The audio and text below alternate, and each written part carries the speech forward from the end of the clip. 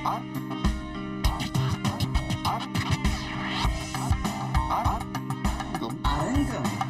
Online. So அரங்கம் online நிகழ்ச்சியில் நம்ம எஸ்எல் நானு அவர் ஒரு நாடக ஆசிரியர், எழுத்தாளர் மற்றும் இயக்குனர். இந்த மாதிரி பல பரிமாணங்களோடு அவர் நிறைய நாடகங்களை எழுத்தாளராகவும் நிறைய விஷயங்கள் எழுதிட்டுருக்காரு. அவர் நம்ம அரங்கில் இப்போ இணைஞ்சிருக்காரு. அவரை முதல் நம்ம வெல்கம் பண்ணிடலாம். வணக்கம் சார். வணக்கம் மேடம். வணக்கம். உங்கள் நிகழ்ச்சிக்கு வரவேற்கிறதுல நான் ரொம்ப பெருமை அடைகிறேன். அண்ட் நீங்கள் நிறைய விஷயங்கள் உங்கள் நாடகத்துறையில் உங்களோட அனுபவங்கள் குறித்து பேச போகிறீங்க இன்றைய நிகழ்ச்சியில். அண்ட் உங்களுக்கு நிகழ்ச்சியில் இன்னைக்கு கலந்துக்கிட்டோம் அப்படிங்கிறது எவ்வளவு அருமையாக இருக்கும் அப்படிங்கிற மாதிரி நீங்கள் நினைக்கிறீங்க? விவித பாரதி தமிழ் FM 102.3 நேயர்களுக்கு எஸ்எல் நானுவோட வணக்கங்கள். இந்த சென்னை வானொலி நிலையங்கிறது எனக்கு உறவுக்காரங்க வீடு மாதிரி. ஏன்னா அடிக்கடி வந்துட்டு போவேன்.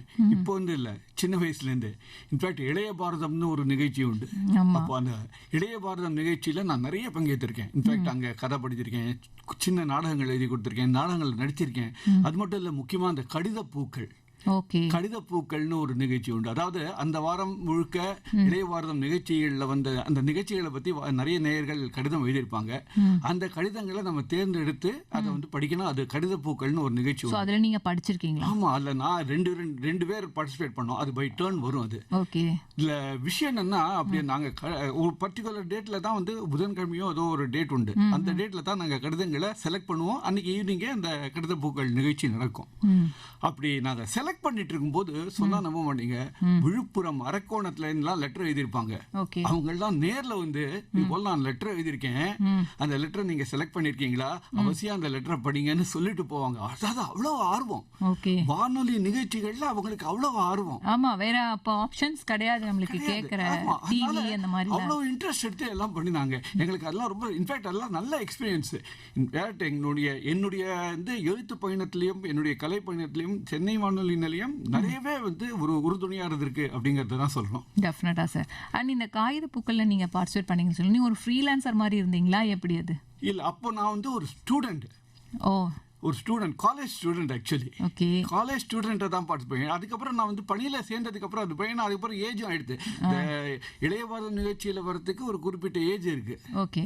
அதுக்கு மேலே பார்ட்டிசிபேட் பண்ணுவேன். அதுக்கப்புறம் ஏஜ் ஆயிடுது. அதுக்கப்புறம் நான் கொஞ்ச நாள் பொறுத்து, கொஞ்சம் வருஷங்கள் பொறுத்து இந்த ரெகுலர் ட்ராமா ஆடிஷன் ஆகி ஆடிஷன் ஆர்டிஸ்ட் ஆகி நிறைய ட்ராமாவில் பார்ட்டிசிபேட் பண்ணியிருக்கேன். நிறைய நாடகங்கள் சென்னை வானொலி நிலையத்துக்காக எழுதியும் கொடுத்துருக்கேன். இன்னமும் எழுதி கொடுத்துட்டு இருக்கேன். ஓகே, ரொம்ப அதாவது அவங்களோட அந்த ஆல் இண்டியா ரேடியோ அப்படிங்கிறது உங்களோட கனெக்ஷன் ரொம்பவே சின்ன வயசுல இருந்தே ஏற்பட்டிருக்கு. உறவுக்காரங்க வீடு மாதிரி தான் அடிக்கடி வந்துட்டு போறீங்க. ரொம்பவே சந்தோஷமா இருக்கு. அதாவது கேட்கறதுக்கு இந்த மாதிரி ஒரு பர்சனை நம்ம இன்டர்வியூ பண்ணோம் அப்படின்னு சொல்லுவோம். இப்போ நீங்க நாடகத்துறை, அதாவது ஆல் இண்டியா ரேடியோல சின்ன வயசுல செஞ்சீங்கன்னு சொன்னீங்க. நாடகத்துறையில உங்களுக்கு எப்படி ஆர்வம் ஏற்பட்டது? அதாவது இதுல இந்த ஃபீல்ட்ல வரணும் அப்படிங்கிறது உங்களுக்கு இப்போ உங்களோட அப்பா அந்த மாதிரிலாம் கூட நடிகராக இருந்திருக்கலாம், இல்லை அந்த மாதிரி ஒரு தூண்டுதல் பேர்லையா, இல்லை நீங்களே நான் இதில் தான் வரணும் அப்படிங்கிற மாதிரி ஆசைப்பட்டு வந்தீங்களா? நீங்கள் சொல்கிறது உண்மைதான். எங்கள் அப்பா அந்த காலத்திலேயே, எங்கள் அப்பா அஃப்கோர்ஸ் நடிகர் ரெகுலர் கிடையாது, பட் எங்கள் ஊர் திருநெல்வேலி பக்கம் கல்லிடைக்குறிச்சி.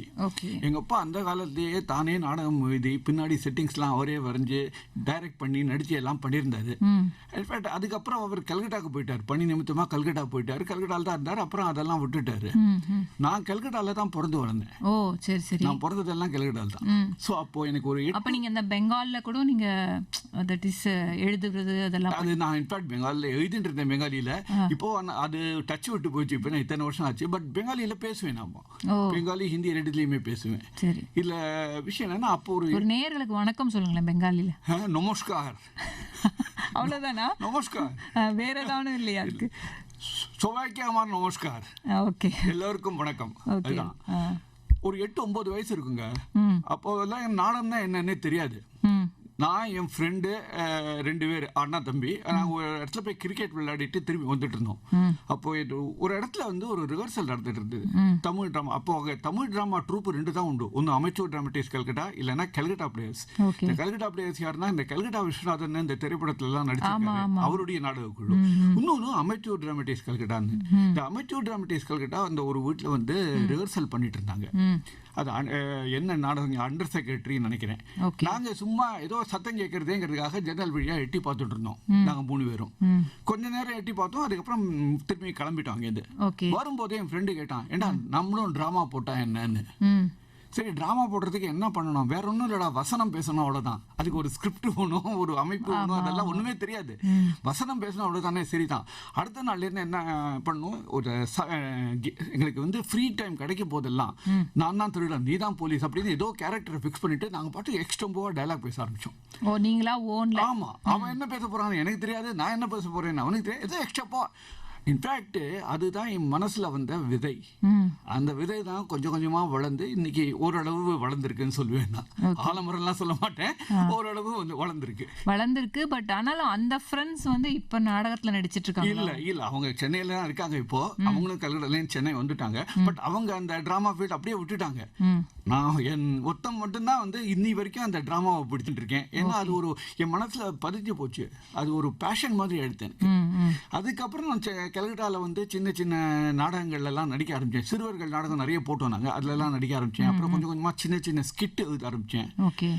அதெல்லாம் முடிச்சுட்டு அப்புறம் ஒரே ஒரு அமெச்சூர் டிராமஸ்ட்ரிஸ்ட்லேயே கடைசியில் ஒரு நாடகம் நடித்தேன், பெரியவங்க நாடகத்துலேயே ஒரு நடித்தேன். அதுக்கப்புறம் நான் சென்னை வந்துட்டேன். சென்னை வந்துட்டு அதுக்கப்புறம் இங்கே ஸ்கூல் இங்கே இந்த +2 இங்கே தான் பண்ணினேன். நான் +2 முடிச்சுட்டு அதுக்கப்புறம் காலேஜ் வந்து விவேகானந்தா காலேஜ். என்ன மோஸ்ட்லி வரவங்க எல்லாருமே விவேகானந்தா காலேஜ் தான் சொல்றாங்க. விவேகானந்தா காலேஜ் தான் அந்த கலையார்வத்தை. ஆமா, ஏன்னா நாடகத்துல இருந்தவங்க எல்லாமே விவேகானந்தா. என்னுடைய குருநாதர் காத்தாடி ராமூர்த்தியே விவேகானந்தா காலேஜ் தான் அந்த காலத்திலேயே. Okay okay. ஸோ நான் அந்த விவேகானந்தா காலேஜில் படிக்கும்போது எனக்கு பக்கத்தில் ஒரு பையன் உட்காந்துருந்தான். ஒரு ஃபேராக ஒரு ஒல்லியா ஒரு பையன். ஓகே. ஸ்ரீனிவாசன் பேர். ரொம்ப பிடிச்சி போச்சு. அவன் யாருன்னு எனக்கு தெரியாது, ஆனால் ரொம்ப ஃப்ரெண்ட் ஆகிட்டோம். இன்ஃபேக்ட் அவன் தான் என்னை வந்து என் வீடு அப்போ அண்ணாமலைபுரத்தில், அவன் வீடு வந்து அபிராமபுரத்தில். டெய்லி காலையிலேருந்து அபிராமபுரம் வரையும் என்னை சைக்கிளில் ட்ராப் பண்ணுவோம். நான் கூட கிண்டலாக சொல்லுவேன், சைக்கிளுக்கு டிரைவர் வச்சுட்டு இருந்த ஒரே ஆள் நான் தான் அப்படின்னு. அந்த அளவுக்கு. அப்படி வரும்போது தான் ஒரு நாளைக்கு அவன் சொன்னான், எங்கள் மாமா தான் காத்தாடி ராமூர்த்தின்னு. அவ்வளோதான். அந்த சைக்கிள் அவன் போயிட்டே இருந்தது, திடீர்னு ஜம்ப் பண்ணி அவன் பயந்துட்டான், என்னடா ஆச்சு அப்படின்னு. அப்புறம் தான் வந்து கொஞ்சம் கொஞ்சமாக அப்போ நான் உடனே போகல காத்தாடி சார்கிட்ட. ஏன்னா நான் அப்போ படிச்சுட்டு இருந்தேன். பட் நான் செகண்ட் இயர் காலேஜ் இருக்கும்போது, ஃபர்ஸ்ட் இயர் காலேஜ் இருக்கும்போதே எங்கள் அப்பா தவறி போயிட்டார். செகண்ட் இயர் காலேஜ் இருக்கும்போதே எனக்கு வேலை கிடைச்சிடுது. எனக்கு டிஓடியில் வேலை கிடைச்சிடுது. அப்போ வந்து நான் அந்த காலேஜ் முடிஞ்சதுக்கு அப்புறம் ஸ்ரீனிவாஸ் வந்து என்னை காத்தாடி சார் கிட்ட கொண்டு போனான். That was on November 19th, 1984. Okay. கொண்டு போயிட்டு இது போல என் ஃப்ரெண்டு லட்சுமி நாராயணன் நாடகத்தில் நடிக்கணும்னு ஆசைப்படுறான்னு ஒன்று. அவர் கேட்ட முதல் கேள்வி என்ன பண்ணுற.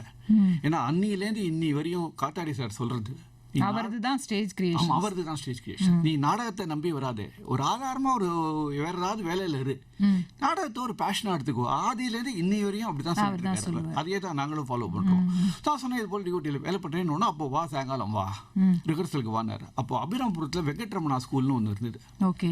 அந்த வெங்கட்ரமணா ஸ்கூல்ல தான் அப்போலாம் ரிஹர்சல் நடக்கும். இப்போ இல்லை அது, பட் அங்கே தான் ரிஹர்சல் நடக்கும். சரின்னு ஈவினிங் அங்கே போனேன்.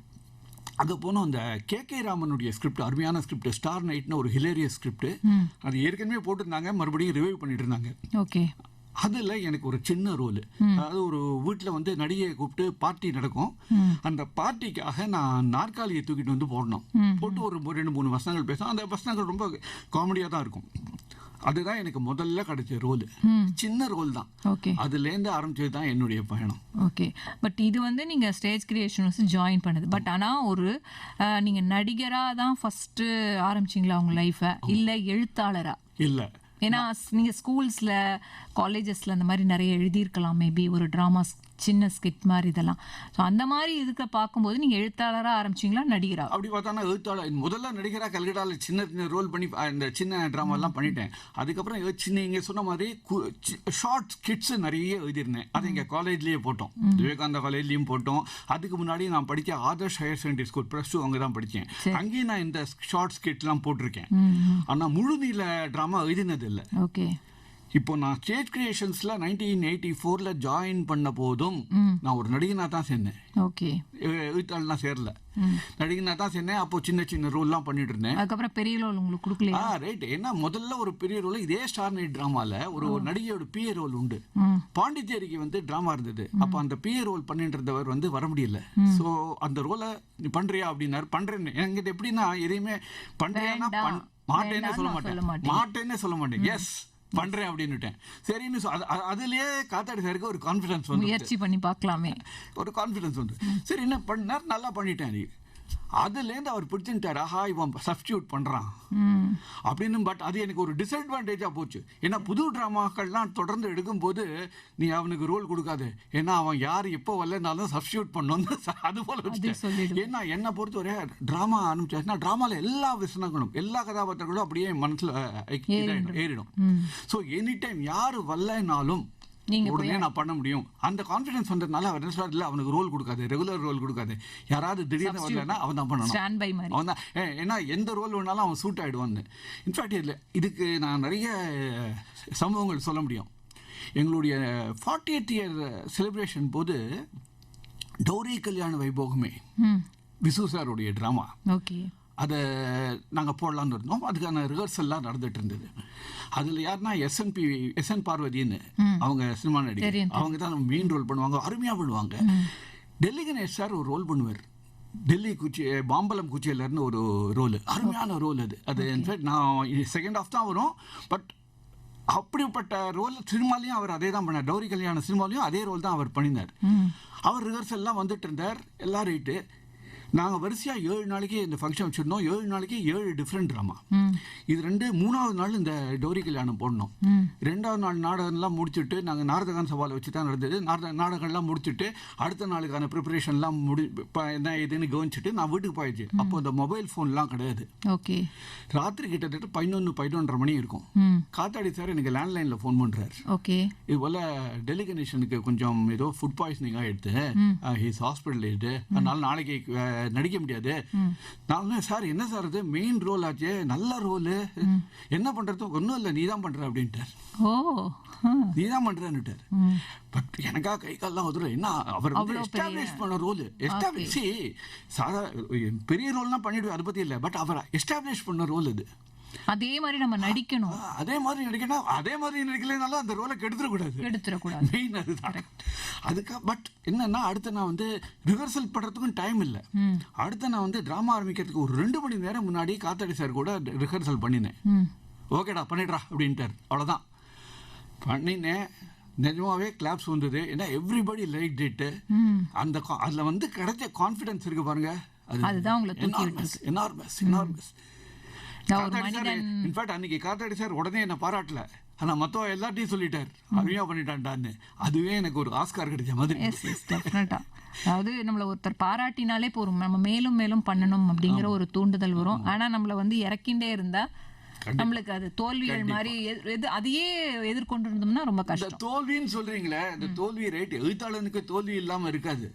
என்னுடைய இனிஷியல் காலத்துல எல்லாம் நான் ஸ்கிரிப்ட் சில பேர்ட்டு கேட்டிருக்கேன். அவங்கெல்லாம் அதெல்லாம் படிச்சுட்டு நீ எல்லாம் எதுக்கு எழுதுறேங்கிற லெவல்ல பேசியிருக்காங்க. அந்த அப்பெல்லாம் துவண்டு போவேன். அப்படி நான் துவண்டு போகும்போதெல்லாம் ஒரு பாட்டு கேட்பேன். என்ன பாட்டு நீங்க கெஸ் பண்ணுங்க. நீங்க பிடிச்ச பாடல் தான் கேட்டீங்க, ஊமை விழிகளா? ஆமா ஆமா ஆமா. நான் தோண்டு போகும்போதெல்லாம் அந்த பாட்டு தான் கேட்பேன். நான் உடனே மனசுல ஒரு புத்துணர்ச்சி வந்துடும். ஆமா ஆமா, ரொம்ப அந்த பாட்டு நானும் கேட்டிருக்கேன், ஆனா ரொம்ப ரேரா தான் கேட்டிருக்கேன். அண்ட் காத்தாடி ராமூர்த்தி சார் கூட நீங்க தானே ஒர்க் பண்ணிருக்கீங்க. இப்போ அவர் அந்த ஒர்க்கிங் போது அந்த டிராமாக்கு யார் கதை எழுதுவாங்க? சாரே எழுதுவாரா இல்ல வேற யாராவது எழுதி கொடுத்தாங்களா? இல்ல இல்ல, ஆக்சுவலி முதல்ல அவரும் நடிச்சுட்டு இருந்தாரு. அவர் நடிக்கிறது தான். ஸ்கிரிப்ட் வந்து வேற தனி ஸ்கிரிப்ட் ரைட்டர்ஸ் தான் உண்டு. முதல்ல இருந்து எங்களுக்கு வந்து கே ராமன், கிரேசி மோகன், விசு, கஜேந்திர குமார், ஜோசியா சின்ஹா நிறைய பேர் எழுதியிருக்காங்க. அண்ட் இப்போ கிட்டத்தட்ட 90s அப்புறமே ஒரு 18 ஸ்கிரிப்ட் நான் தான் எழுதியிருக்கேன். ஓ சரி சரி. நான் தான் தொடர்ந்து எழுதிட்டு வரேன். ஸ்கிரிப்ட் எழுதுறது ஆக்சுவலி என்னன்னா ஒரு சின்ன நாட்டு, அந்த நாட்டை அவர்கிட்ட சொல்லுவோம். If you like that not, அதை டெவலப் பண்ணிட்டு ஸ்கிரிப்டா எழுதிடுவோம். அதுக்கப்புறம் பை மியூச்சுவல் டிஸ்கஷன்ஸ் அதை என்ன இம்ப்ரூவ்மெண்ட் பண்ணுமோ இல்லை என்ன எடிட் பண்ணுமோ அதெல்லாம் பண்ணிப்போம். பட் பேசிக் ஸ்கிரிப்ட் வந்து ஒரு ரைட்டர் தான் எழுதுவார். ப்ராப்பர் ரைட்டர் தான். நான் என்னுடைய ரைட்டிங் இதை வந்து 1990 ஃபர்ஸ்ட் ட்ராமா எழுதினேன் ஸ்டேஜ் கிரியேஷன்ஸுக்காக. அதாவது முழு நேர, அது வரையும் சின்ன சின்ன ஸ்கிரிப்ட்ஸ் நிறைய எழுதியிருக்கேன். நான் முழு நேர மேடை நாடகம், முழு நீள மேடை நாடகம்ங்கிறது கேளடி பெண்மணின்னு ஒரு ஸ்கிரிப்ட். அப்போ கேளடி கண்மணின்னு ஒரு சினிமா வந்தது. அதே டைட்டில் கேளடி பெண்மணின்னு ஒரு ஸ்கிரிப்ட் எழுதியிருந்தேன். அந்த ஸ்கிரிப்ட் வந்து 1990 வந்தது. அதுதான் என்னுடைய முதல் ஸ்கிரிப்ட். ஆனால் அந்த முதல்ல வந்து எப்போதுமே ஒரு டென்ஷன் இருக்கும் இல்லையா. அந்த ஸ்கிரிப்டை பற்றி ஒரு சின்ன விஷயம் சொல்கிறேன். அந்த ஸ்கிரிப்டை வந்து அப்ரூவ் பண்ணிட்டாங்க, எல்லாம் ரைட்டு. கார்த்திக் ஃபைனான்ஸில் டேட் கொடுத்துட்டாங்க, எல்லாம் நடிக்க போகிறோம். அந்த ஒரு 10 நாளில் இனாகிரேஷன் எல்லாம் மும்முரமாக ரிஹர்சல் நடந்துட்டு. அதில் சென்டர் கேரக்டர் சகுந்தலான்னு ஒரு கேரக்டர், அவங்கள சுற்றி தான் அந்த கதையை. அது எங்கள் ட்ரூப்பில் பிருந்தான்னு பண்ணிட்டு இருந்தாங்க. பிருந்தா தெரியும். ஆமாம், Brinda, she is no more. அவங்க தான் பண்ணிட்டு இருந்தாங்க, ரொம்ப நல்லா பண்ணுவாங்க. ஆனால் இந்த நாடகத்தை 10 நாள் முன்னாடி அவங்களுக்கு காலில் ஏதோ ஃப்ராக்சர் வந்துடுது. Oh my God. நடக்க முடியாது, என்ன பண்ணுறது? சரி, காத்தாடி சார் சொல்லிட்டாரு, இல்லை போஸ்ட்போன் பண்ணிவிடும் அப்படின்ட்டாரு. அவ்வளோதான். உங்களுக்கு தான் தெரியுமே, முதல்ல ஒரு ட்ராமா இனாகிரேஷன், அது இவ்வளோ பெரிய ட்ரூப்பில் ட்ராமா இனாகிரேஷன், திடீர்னு போஸ்ட்போன் ஆகிட்டு, அவ்வளோதான், ஒரு கம்ப்ளீட்டாக டிஜெக்ட் ஆகிட்டேன். கரெக்ட். அப்போ காத்தாடி சார் கூப்பிட்டு ஒரு ஃபெயிலியர் மாதிரி ஆகிடும் ஃபர்ஸ்ட் நம்மளோட வரும்போது. ஆமாம், ஒரு பிளாக் மார்க் மாதிரி வந்துருமே. அப்போ காத்தாடி சார் கூப்பிட்டு சொன்னார், டேய் போஸ்ட்போன் தாண்டா இருக்கு, கேன்சல் ஆகலடா, ஏன்டா கவலைப்படுற, கண்டிப்பாக அடுத்த மாதம் சரியாகி வந்தோடனே அடுத்த மாதமே டேட்டை வாங்கி நம்ம போடுறோன்னு. அதே மாதிரி போட்டோம். அந்த ட்ராமா ரொம்ப சக்ஸஸ்ஃபுல்லாக போச்சு. அதுக்கப்புறம் தான் அதுக்கப்புறம் தான் தொடர்ந்து நாடகங்கள் எழுதிட்டு வந்துட்டு. எப்படி நான் உங்கள்கிட்ட ஒரு டேட் கேட்டு அது வந்து போஸ்ட்போன் ஆன மாதிரி இதை நீங்கள் சொல்கிறீங்க. கண்டிப்பாக நான் இன்னைக்கு தான் முடியணும். இதெல்லாமே கடவுள் எழுதி வச்ச ரிவ்யூ தான், நம்ம ஒன்றும் பண்ண முடியாது. என்னைக்கு நடக்கணும்னு இருக்கோ அன்னைக்கு தான் நடக்கும். கண்டிப்பாக. ஓகே. அண்ட் இந்த மாதிரி நீங்கள் நாடகங்களில் வந்து எப்போ நீங்கள் அதாவது நடிக்க ஆரம்பிச்சிட்டீங்க, பட் எழுதணுங்கிறது எப்போ உங்களுக்கு ஆசை வந்து அந்த முதல் மேடை நாடகம் பற்றி தான் நீங்கள் சொன்னீங்க இல்லையா? அதுக்கப்புறம் வந்து அதனுடைய வரவேற்பு அப்புறம் நீங்கள் என்னென்னலாம் உங்களுடைய நெக்ஸ்ட் ஸ்டெப் என்ன பண்ணீங்க? அடுத்த ட்ராமா எப்போ எழுத ஆரம்பிச்சிங்க? அதாவது ஒரு ட்ராமா எடுத்தாச்சுன்னா அந்த ட்ராமா கண்டினியூஸாக ஷோஸ் போடுவோம். அது ஓரளவு ஷோஸ் முடிஞ்சதுக்கு அப்புறம் தான் அடுத்த நாடகத்தை பற்றி யோசிப்பீங்க. அந்த ட்ராமா சக்ஸஸ்ஃபுல்லாக போச்சு, கேள்வி பண்ணி ரொம்ப சக்ஸஸ்ஃபுல்லாக போச்சு. அந்த சக்ஸஸ்ஃபுல்லாக போனால் அந்த அடுத்த ட்ராமா எடுக்கணும்னு வரும்போது ஆட்டோமேட்டிக்காக காத்தாடி சார் கேட்டார், அடுத்து என்னடா பண்ண போற அப்படின்னாரு. ஓ சரி சரி. அடுத்தது இன்னொரு சப்ஜெக்ட் வச்சிருக்கேன் சார், மீண்டும் வருகிறோம் அப்படின்னு ஒரு சப்ஜெக்ட். எப்படி உங்களுக்கு இப்படி இதெல்லாம் தோணுறது? அதாவது அடுத்த கதைனா நீங்க நிறைய திங்க் பண்ணிக்கிட்டே இருக்கணும்ல. காட்ஸ் கிஃப்ட்னு தான் சொல்லணும். அப்பா அம்மா, ஏன்னா கதை எழுதுறவங்களுக்கே அந்த ஒரு திங்கிங் இருக்கணும். ஈவன் இப்ப படுத்துக்கிட்டே இருப்பாங்க, அப்ப திடீர்னு ஏதாவது தோணும், அதெல்லாம் எழுதி வச்சுப்பீங்களா? நீங்க வேற, எனக்கு டிராமா எழுதிட்டு இருக்கும் போதே 4 சீன் எழுதிடுவேன், 5வது சீன் வராது. அப்படியே ஒரு இந்த ரைட்டர்ஸ் பிளாக்னு சொல்லுவாங்கல்ல, அப்படியே பிளாக் ஆயிடும். ஒதுமே தோணாது. அது 2 நாள் 3 நாள் அப்படியே போட்டுருவேன். திடீர்னு ஒரு வாக்கிங் போவேன், இல்ல படி இறங்குவேன், அப்ப சக்குன்னு ஒரு பொறி வரும். அவ்வளவுதான்.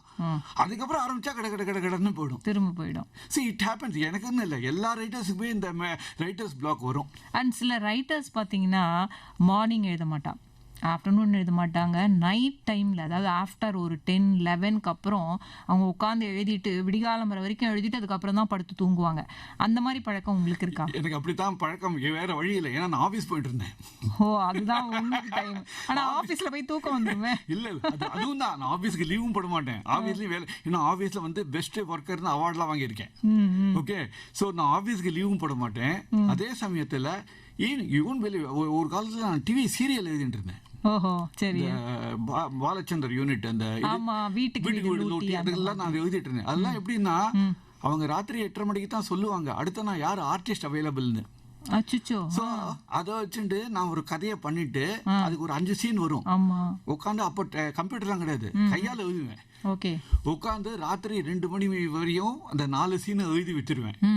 எழுதி வச்சுட்டு காலையில 6 மணிக்கு வீட்டுக்கு கார் வரும், அந்த 4 சீனை கொடுத்து விட்டுருவேன், ஏன்னா அவங்க ஷூட் பண்றதுக்கு. அப்புறம் நான் ஒரு 5 மணிக்கு வந்துருந்து 7 மணிக்குள்ள இன்னும் ஒரு சீன் எழுதிடுவேன். எழுதிட்டு அதுக்கப்புறம் என்ன, அப்புறம் பசங்களை எழுப்பி ஸ்கூலுக்கு அனுப்பிச்சிட்டு அதுக்கப்புறம் நான் ஆஃபீஸுக்கு போற வழியில போய் அந்த லெஸ் கார்னர்ல கோகுலம் ஹவுஸ்னு இருக்கு, அங்கதான் ஷூட்டிங் நடக்கும். அங்க போயிட்டு அந்த ஒரு சீனை கொடுத்துட்டு ஏற்கனவே எழுதின சீன்ல ஏதாவது கரெக்ஷன் சொன்னா அதையும் பண்ணி கொடுத்துட்டு ஆஃபீஸுக்கு ஓடிடுவேன். ஃபேமிலி நீங்க ஐ திங்க் ரொம்ப டைம் டேபிள் போட்டு பிளான் பண்ணிருக்கணும்னு நினைக்கிறேன் இல்லையா? டு பி ஃப்ராங்க், ஏன்னா இதுக்கு நடுவுல நாடகம் வேற இருக்கும். நீங்க ஆமா அதுவும் பண்ணியாங்க, நாடகத்தையும் விட முடியாது. கரெக்ட். ரொம்ப ஆல் ரவுண்டரா இருந்திருக்கீங்க. ரொம்பவே நீங்க கிளாஸ்ல எல்லாம் ஃபர்ஸ்ட் தான் வாங்குவீங்க? நான் ஃபர்ஸ்டே கிடையாதுங்க. அந்த பிரச்சனையே வச்சுக்கல முதல்ல இருந்தே. I am not a bad student.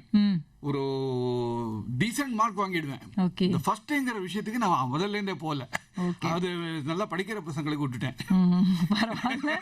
ஆனா நீங்க இன்னைக்கு ஒரு முன்னணியில ஒரு என்ன சொல்றது, ஒரு நாடக ஆசிரியராகவும் எல்லா விதத்துலயுமே நீங்க முன்னணியில் இருக்கீங்க. அதுவே ஒரு பெருமைக்குரிய விஷயம் இல்லையா? ஆமா, இப்போ டெஃபினட்டா நான் மறுபடியும் சொன்ன மாதிரி கடவுள் அனுகிரகம், என்னுடைய அப்பா அம்மா ஆசீர்வாதம், என்னுடைய குருநாதர் காத்தாடிராமூர்த்தி அவருடைய ஊக்கம், ஓகே, அவர் கொடுத்த ஊக்கத்துல தான் நான் இவ்வளவு தூரம் வந்திருக்கேன். அண்ட் ஒரு நாடக எழுத்துக்கும் சினிமா எழுத்துக்கும் உள்ள டிஃப்ரென்ஸ் என்ன? அதாவது நீங்க எழுதுறீங்க ஒரு நாடகத்துக்கு தேவையான வசனங்கள், சினிமாக்கும் வசனங்கள் எழுதுவாங்க, அதுக்கும் இதுக்கும் உள்ள ஒரு நான் நாடகங்கிறது I can have some leisure. ஒரு கேரக்டர் எஸ்டாப்ளிஷ் பண்ணுறதுக்கு ஒரு சீனே எடுத்துக்கலாம். ஓகே. வேற சினிமாவில் அப்படி பண்ண முடியாது. 2-3 ஷார்ட்ல கேரக்டர் எஸ்டாப்ளிஷ் பண்ணி ஆகணும். Okay. So we have to be very crisp, very crisp, ஷார்ட்டா இருக்கணும். சின்னதா டக்கு டக்கு டக்குன்னு கேரக்டர் எஸ்டாப்ளிஷ் ஆயிடணும். நம்ம இழுத்தானா யாரும் பார்க்க மாட்டாங்க. டஃபஸ்ட் ஒண்ணா அப்போ அது டஃபஸ்ட் இல்ல, அதுல பழகிட்டானா அவங்களால நாடகம் எழுத முடியாது. ஓகே. புரியுது இல்லையா? ஒன்ஸ் அதுலயே இப்போ நான் வந்து ஒரு சினிமாக்கோ திரைக்கதையில வசனமே எழுதியிருக்கேன். எந்த சினிமாக்கு? ரேடியோ பெட்டின்னு கேள்விப்பட்டிருப்பீங்க. அதுக்கு ஒரு off beat film, in fact Busan film festival எல்லாம் அவார்டு வாங்கிட்டு அதுக்கு எழுதியிருக்கேன். அதுக்கு ஃபுல் டைலாக்ஸே எழுதியிருக்கேன். அது இன்ஃபேக்ட் கோவா ஃபிலிம் ஃபெஸ்டிவல்ல கூட அவார்டு வாங்கிட்டு. அது என்ன பூசான் என்ன சொன்னீங்க? பூசான் ஃபிலிம், பூசான் ஒரு இடம், ஓகே, கொரியால அந்த சைடு இருக்கு. பட் தமிழ் தானே அது? தமிழ் சினிமா தானே? தமிழ் சினிமா. ரேடியோ பெட்டிங்கிறது தமிழ் சினிமா இருக்கு, நெட்ஃபிளிக்ஸ்ல இருக்கு, யூடியூப்ல இருக்கு நினைக்கிறேன். யார் நடிச்சிருக்காங்க அதுல வந்து அதுதான் சீசன்ட் ஆர்டிஸ்ட் யாருமே கிடையாது. ஓ, எல்லாமே தெரியாது. இன்ஃபேக்ட் கொரட்டூர் லட்சுமணன் ஒரு டிராமா ஆர்டிஸ்ட், அவர் தான் நடிச்சாரு. ஓகே. அதுல டைரக்ட் பண்ணது யாருன்னா ஹரிஹரன் ஒரு பையன், அவன் தான் டைரக்ட் பண்ண. எங்க வீட்டுல உட்காந்து தான் நாங்க ஸ்டோரி டிஸ்கஸ் பண்ணுவோம். எல்லாமே இன்ஃபேக்ட் என்னுடைய சிஸ்டம்ல தான் ஃபுல்லா ஸ்கிரீன் பிளே டைலாக்ஸ் எல்லாமே பண்ணியிருந்தேன். அந்த படம் நல்ல சக்சஸ். பட் அதுதான் சொல்றேன், அதுக்கும் நான் எழுதுற டிராமாக்கும் கம்ப்ளீட்டா டிஃப்ரெண்ட். ஒன்றும் இல்லை, இப்போ நான் ஷார்ட் ஃபிலிம் பண்றேனே, ஷார்ட் ஃபிலிமுக்கும் டிராமாக்குமே டிஃப்ரெண்ட். ஷார்ட் ஃபிலிம்லேயே have to be very crisp. ஆமா, ஒரு 15 நிமிஷத்துக்குள்ள கொடுக்கணும். இப்போ நான் ரீசெண்டா வந்து ஆக்சிடென்ட் ஒரு ஷார்ட் ஃபிலிம் பண்ணேன். கிறிஸ்பா இருக்கணும். கிறிஸ்பா இல்லைன்னா இழுக்க ஆரம்பிச்சிடும், யாரும் பார்க்க மாட்டாங்க. ஆமா ஆமா. ஆனா வேற டிராமால you can have that leisure. கொஞ்சம் டைம் 2 hours எடுத்துக்கலாம். 2 hours கிடையாது. நம்ம வந்து கிரிக்கெட்ல டெஸ்ட் கிரிக்கெட் 50 ஓவர்ஸ் கிரிக்கெட், இப்போ 20 ஓவர்ஸ் கிரிக்கெட் 10 hours போலாமான்னு யோசிச்சுட்டு இருக்காங்க. இப்படி வரும்போது டிராமாலையும் ஆயிடுது. என்னுடைய ஃபர்ஸ்ட் கேலடி பெண்மணி டிராமா கிட்டத்தட்ட 3 மணி நேரம். ஓ, ஓகே. அதுக்கப்புறம் அதுவே 2.5 மணி நேரம் ஆச்சு, 2 மணி நேரம் ஆச்சு. இப்போ 1.5 மணி நேரம் தான் டிராமா. எழுதுறதே 1.5 மணி நேரம் தான் எழுதுறோம். அதுக்கு மேல போனா ஆடியன்ஸ் உட்கார மாட்டேங்கிறாங்க. ஏன்னா டியூ டு வேரியஸ் ஃபேக்டர்ஸ். அல்ல அவங்கள குறை சொல்றதுக்கு ஒன்றும் இல்லை. ஆனா நம்ம அந்த 1.5 மணி நேரத்துக்குள்ள நம்ம நல்லதா ப்ரெசென்ட் பண்ணோம், இன்ட்ரெஸ்டிங்கா ப்ரெசென்ட் பண்ணோம். அதுல தான் நம்ம திறமை இருக்கு. ஆமா ஆமா. அண்ட் இவ்வளவு நீங்க ஆக்டிவிட்டி பண்ணவங்க ஒரு பீரியட் ஆஃப் டைம், நம்மளோட கோவிட் டைம்ல எல்லாருமே லாக்டவுன் ஆயிட்டோம் ஒரு 2 வருஷத்துக்கு, எங்கேயும் போக முடியாதுனால. அப்ப வந்து டிராமாவும் இல்லை, ஒண்ணும் இல்லை. அப்ப நீங்க என்ன பண்ணீங்க? அவங்க கையை வச்சுன்னு சும்மாவே இருக்க முடியாதுல்ல. நீங்க சொல்றது கரெக்ட் தான். அந்த டிராமாக்காரனுக்கு 6 மணி ஆயிடுச்சுன்னா போதும், சாயங்காலம் 6 மணி ஆயிடுச்சுன்னா கை காலம் உதற ஆரம்பிச்சிடும். அது உண்மை. எங்களுக்கு மேல ஏறலைன்னா ஒரு மாதிரி ஒரு டென்ஷன் ஆயிடும். ஆனா அந்த டைத்துல தான் நம்ம வெளியிலேயே வர முடியலையே. அப்பதான் என்ன பிளான் பண்ணுன்னா, சரி ஒரு ஷார்ட் பிலிம்ஸ் எடுக்கலாம்னு. ஷார்ட் பிலிம்ஸ் எடுக்கனாலும் நம்ம ஒரு இடத்துக்கு போய் ஷூட் பண்ண முடியாது. ஆமா. சோ நான் என்ன பண்ணேன், ஒரு எல்லாரையும் சேர்க்க முடியாது. ஒரே இடத்துல அசெம்பிள் ஆகி நம்ம ஷூட் பண்றது அவுட் ஆஃப் கொஸ்டின். ஏன்னா வீட்டை விட்டு வெளியிலேயே வர முடியாது நம்மளால. சோ நான் ஸ்கிரிப்ட் எழுதினேன். ஸ்கிரிப்டை எழுதிட்டு ஒவ்வொரு கேரக்டர்ஸுக்கும் தனித்தனியா ஒவ்வொரு டயலாக்கும் எந்த பேக்ரவுண்ட்ல பேசணும், எந்த ட்ரெஸ் போட்டு பேசணும், எங்க லுக் இருக்கணும் அப்படின்னு ஒரு எக்ஸல் ஷீட்டே போட்டு ஒவ்வொருத்தருக்கும் அனுப்பிச்சேன். ஓகே. அவங்க என்ன பண்ணாங்க, அவங்க வீட்டிலேயே ஷூட் பண்ணாங்க. வசனங்கள்லாம் நீங்க எழுதி எல்லாம் ஸ்கிரிப்ட், நான் சொன்ன மாதிரி ஸ்கிரிப்ட், எங்க லுக்கு, என்ன ட்ரெஸ் எல்லாம் நோட் பண்ணி அனுப்பிச்சிட்டேன். நான் கொடுத்த ஸ்பெசிபிகேஷன் பிரகாரம் அவங்க வந்து ஷூட் பண்ணி எனக்கு அனுப்பிச்சாங்க. ஒவ்வொருத்தரும் தனித்தனியா அனுப்பிச்சாங்க. அவங்க ஒவ்வொரு வீடுகள் மாதிரி இருக்கும் தனித்தனியா. ஆமா, சரி. அவங்க என்ன பேக்ரவுண்ட் எல்லாம் நான் என்ன செலக்ட் பண்ணி, எல்லாம் மோஸ்ட்லி அந்த எல்லோ பேக்ரவுண்டு, இந்த நார்மல், அது போல காமனா என்ன வரக்கூடியதோ அதெல்லாம் நான் ஷூட் ரியலாவும் இருக்கும். ஒரு வீட்டுக்குள்ள எடுத்த மாதிரி ஒரு ஃபீல். அதனால என்னன்னா அவங்க வீட்டுல ஷூட் பண்ணி எனக்கு அனுப்பிச்சிட்டாங்க. நான் இங்க வித் மை டெக்னிக்கல் டீம்னா யாரு, என்னுடைய டாட்டர்ஸ் அண்ட் சன் இல்லா தான். அவங்கள வச்சுட்டு நான் எடிட் பண்ணினேன். எடிட் பண்ணி ஃபைனல் ப்ராடக்ட் பார்த்தா ஏதோ ஒரே வீட்டுல ஒரு வீட்டுக்குள்ளேயே எல்லாமே நடந்த மாதிரி இருந்தது. அதுதான் எல்லாரும் அப்ரிஷியேட் பண்ணாங்க. என்னுடைய அந்த ஷார்ட் பிலிம் 2 ஷார்ட் பிலிம் வெளியில வந்த உடனே நிறைய பேர் இதை ஃபாலோ பண்ணிட்டு எடுக்க ஆரம்பிச்சாங்க. என்ன கதை பேர் சார் அதுக்கு? ஃபர்ஸ்ட் வந்து என்னத்தை சொல்லன்னு எடுத்தேன். என்னத்தை சொல்ல, அது ரொம்ப அப்ரிஷியேட் ஆச்சு. அதுக்கப்புறம் வந்து குட் மார்னிங்னு ஒன்று எடுத்திருந்தேன்.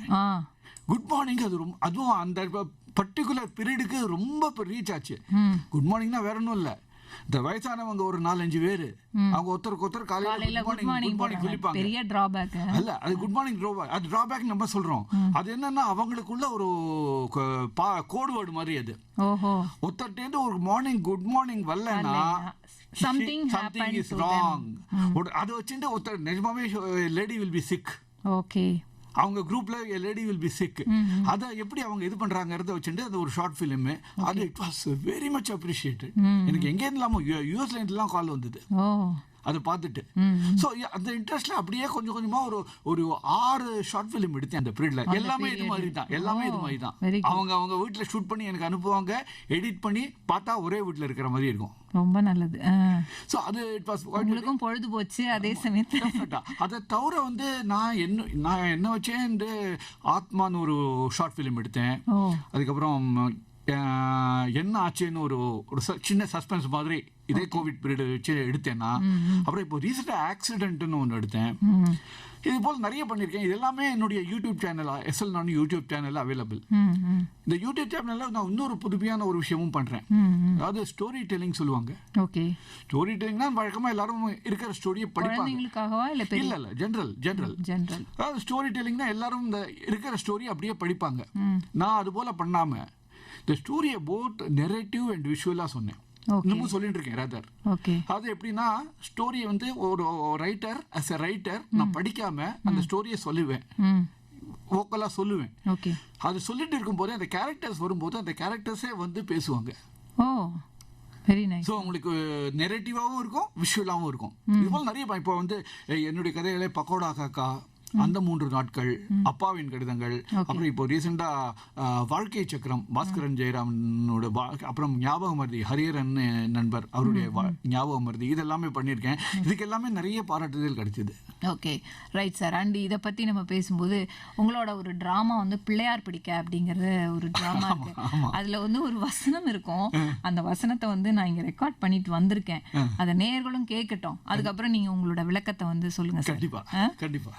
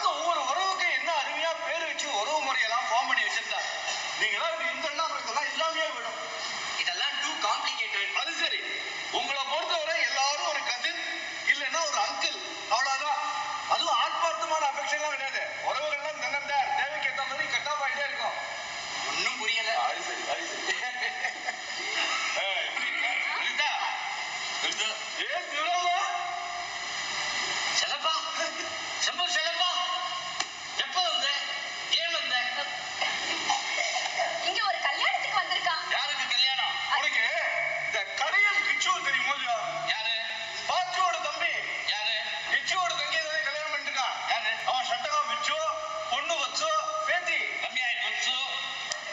கொஞ்சம் சும்மா இருக்கியா?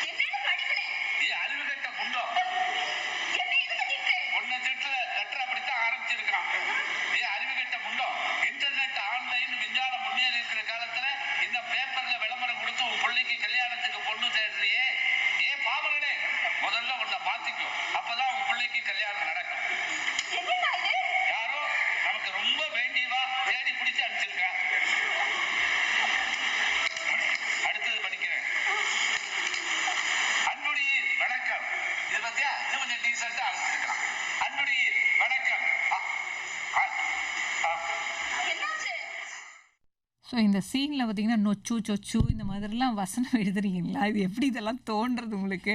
அதெல்லாம் வந்து கரெக்டாக அது மாதிரி ஆப்டாக வரணும் இல்லையா? எழுதும்போது அந்த ஃப்ளோ வந்துடும். நான் சொன்ன மாதிரி இது எல்லாமே காட்ஸ் கிஃப்ட் தான். இதில் நீங்களும் நடிச்சிருக்கீங்க, காத்தாடி சாரும் நடிச்சிருக்காங்க.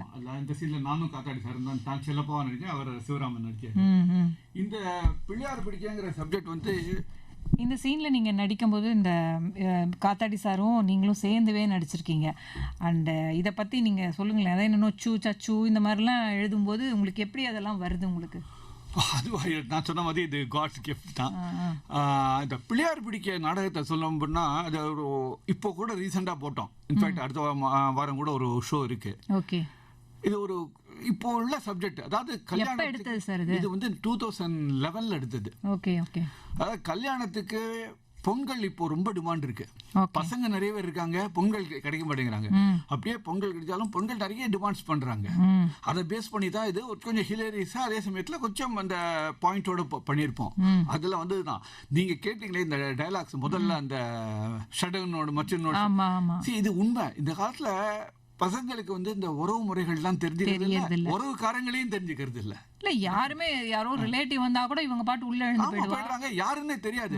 இதுல ஒரு டயலாகே சொல்லுவேன். இன்ஃபேக்ட் இது இப்படியே போச்சு, சொந்த அண்ணா தம்பியே ஒரு காலத்துல இன்ட்ரோடியூஸ் பண்ணி தான் தெரிஞ்சுக்கணுங்கிற நிலைமை வந்துரும். It's a fact. சோ அத பேஸ் பண்ணி தான் இந்த மச்சினன் ஷட்டகன் இதெல்லாம் யாருன்னு அந்த ஒரு டயலாக் அனுப்பிச்சேன். அதாவது எல்லாம் தெரியாம இல்லாமயே போயிடும். உண்மையிலேயே அப்படிதான். இப்போ என் டாட்டர்ஸ் கிட்ட சொன்னாலே அவளா இதெல்லாம் என்னது அப்படிங்கிறாங்க. உண்மைதான் அது. ஏன்னா அவங்களுக்கு தெரியல. பட் அது தப்பு நம்ம பேர்ல. ஏன்னா எந்த ஒரு ஃபங்க்ஷனுக்கும் வரது கிடையாது. இன்னொன்னு தப்பு நம்ம பேர்லயே இருக்கு. நம்ம வந்து அதை எஜுகேட் பண்ணல. டெஃபினட்டா நம்ம என்ன பண்ணிருக்கோம், முதல் சின்ன வயசுல இருந்தே நம்ம இதெல்லாம் எஜுகேட் பண்ணிருக்கணும். நம்ம பண்ணல, அதை கோட்டை விட்டுட்டோம். அதோட எஃபெக்ட் தான் இப்போ உள்ள ஜெனரேஷனுக்கு அதெல்லாம் இல்லாமையே போயிடுது. அண்ட் மேபி இப்போ அவங்க தே ஹவ் லாஸ்ட் இன்ட்ரெஸ்ட் தான் சொல்லணும். அதெல்லாம் இன்ஃபேக்ட் நம்ம உறவுகாரங்கள்ட்டே தே ஹவ் லாஸ்ட் இன்ட்ரெஸ்ட். அப்புறம் தானே இந்த உறவு முறையில, ஏன்னா ஒவ்வொருத்தருக்கும் ஒரு கமிட்மெண்ட் மாதிரி ஆயிடுது இந்த காலத்துல. ஸோ அவங்கவுங்க வேலையை பார்க்கறதுக்கே கரெக்டா இருக்கு. ஒரு மெக்கானிக்கல் லைஃப் ஆயிடுது. அவ்வளவுதான். நம்மள அந்த காலத்துல மாதிரி ஒரு பேஷனேட் லைஃப் இல்ல. ஆமா, ஒரு மெக்கானிக்கல் லைஃப். அவ்வளவுதான். ஸோ அதை தான் இந்த பிள்ளையார் பிடிக்க பிளே. அது இப்போ பிள்ளையார் பிடிக்கல ஃபுல்லா வந்து என்னத்தை பத்தி இருக்கும் அதுல. அதுதான் சொன்னேனே. அதாவது கல்யாண பெண்களுக்கு டிமாண்ட் ஜாஸ்தி.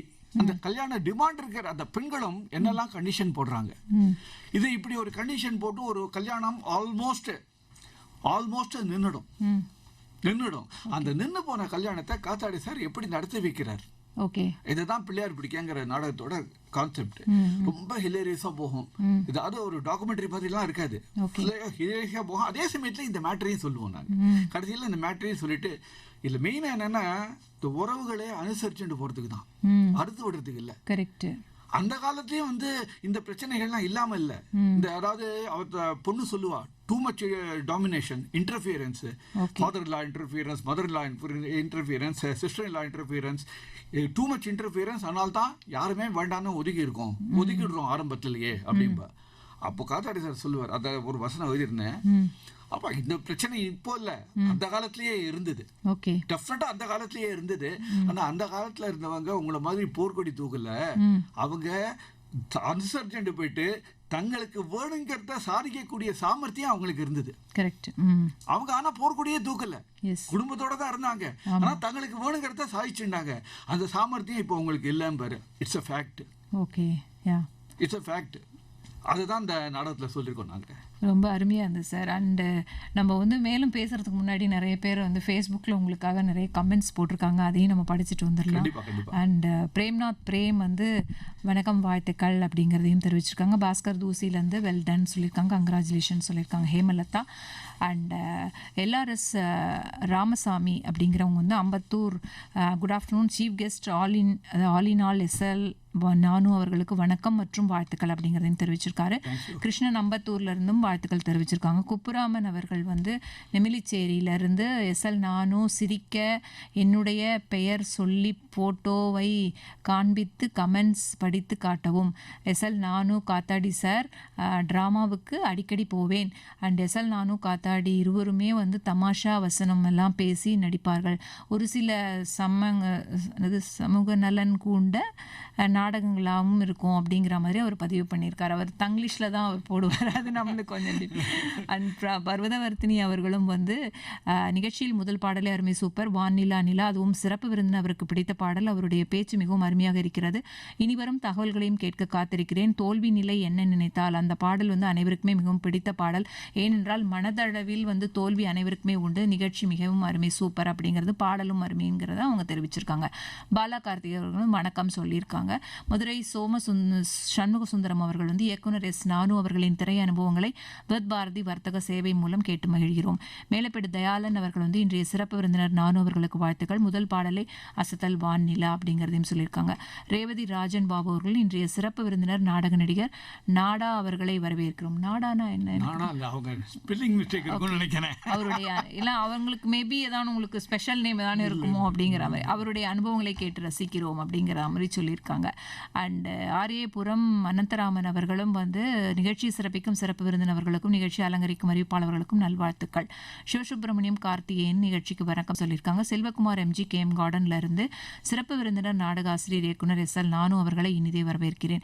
செவ்வாய்ப்பேட்டை சாந்தி ரமேஷ் அவர்களும் நிகழ்ச்சி கேட்பதற்கு சுவாரஸ்யமாக உள்ளது, இடம்பெறும் பாடல்கள் அருமையாக இருக்கிறது, இருவருக்கும் நன்றி, வாழ்த்துக்கள்.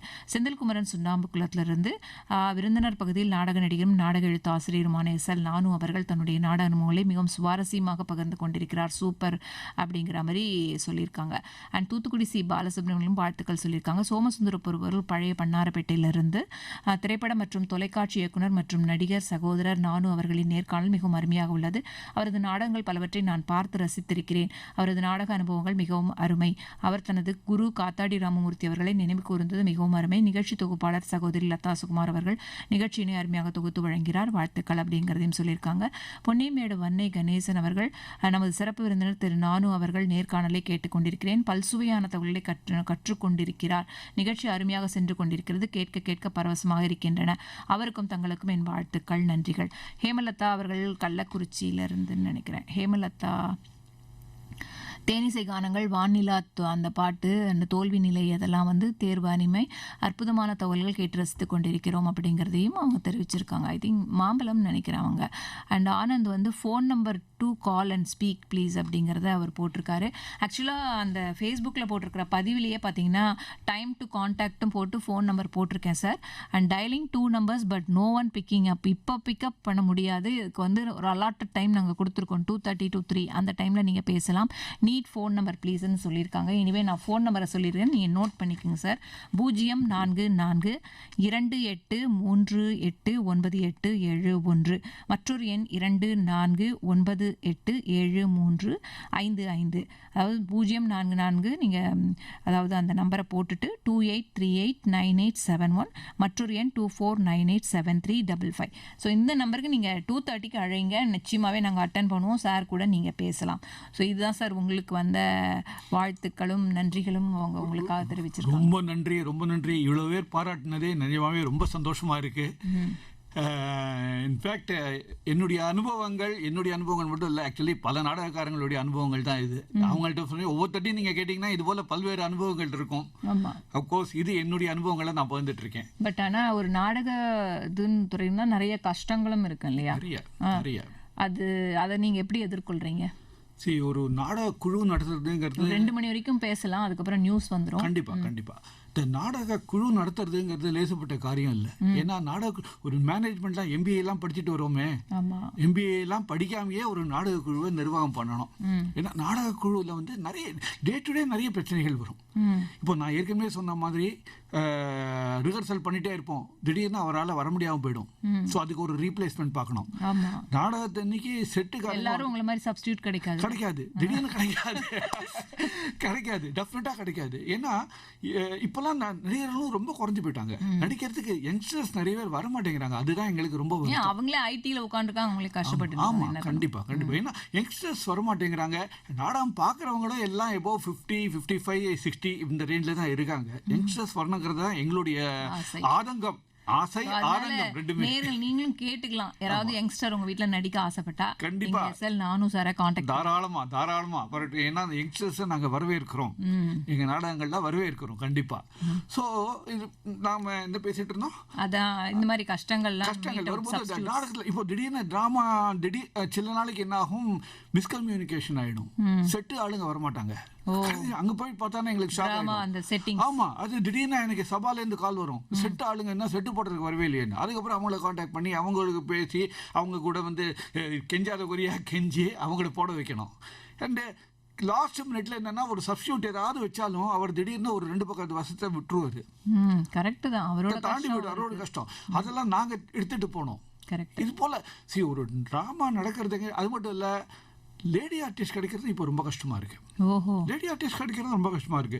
இன்ஃபேக்ட் ரொம்ப லிமிட்டடா தான் இருக்காங்க. அவங்களும் பல்வேறு குழுக்கள்ல பண்றதுனால டேட் கிளாஷ் ஆகுது. கரெக்ட்.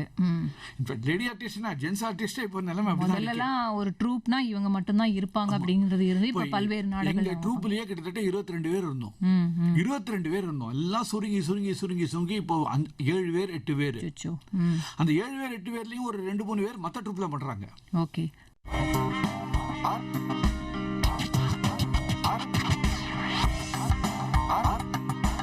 அரங்கம் ஆன்லைன்.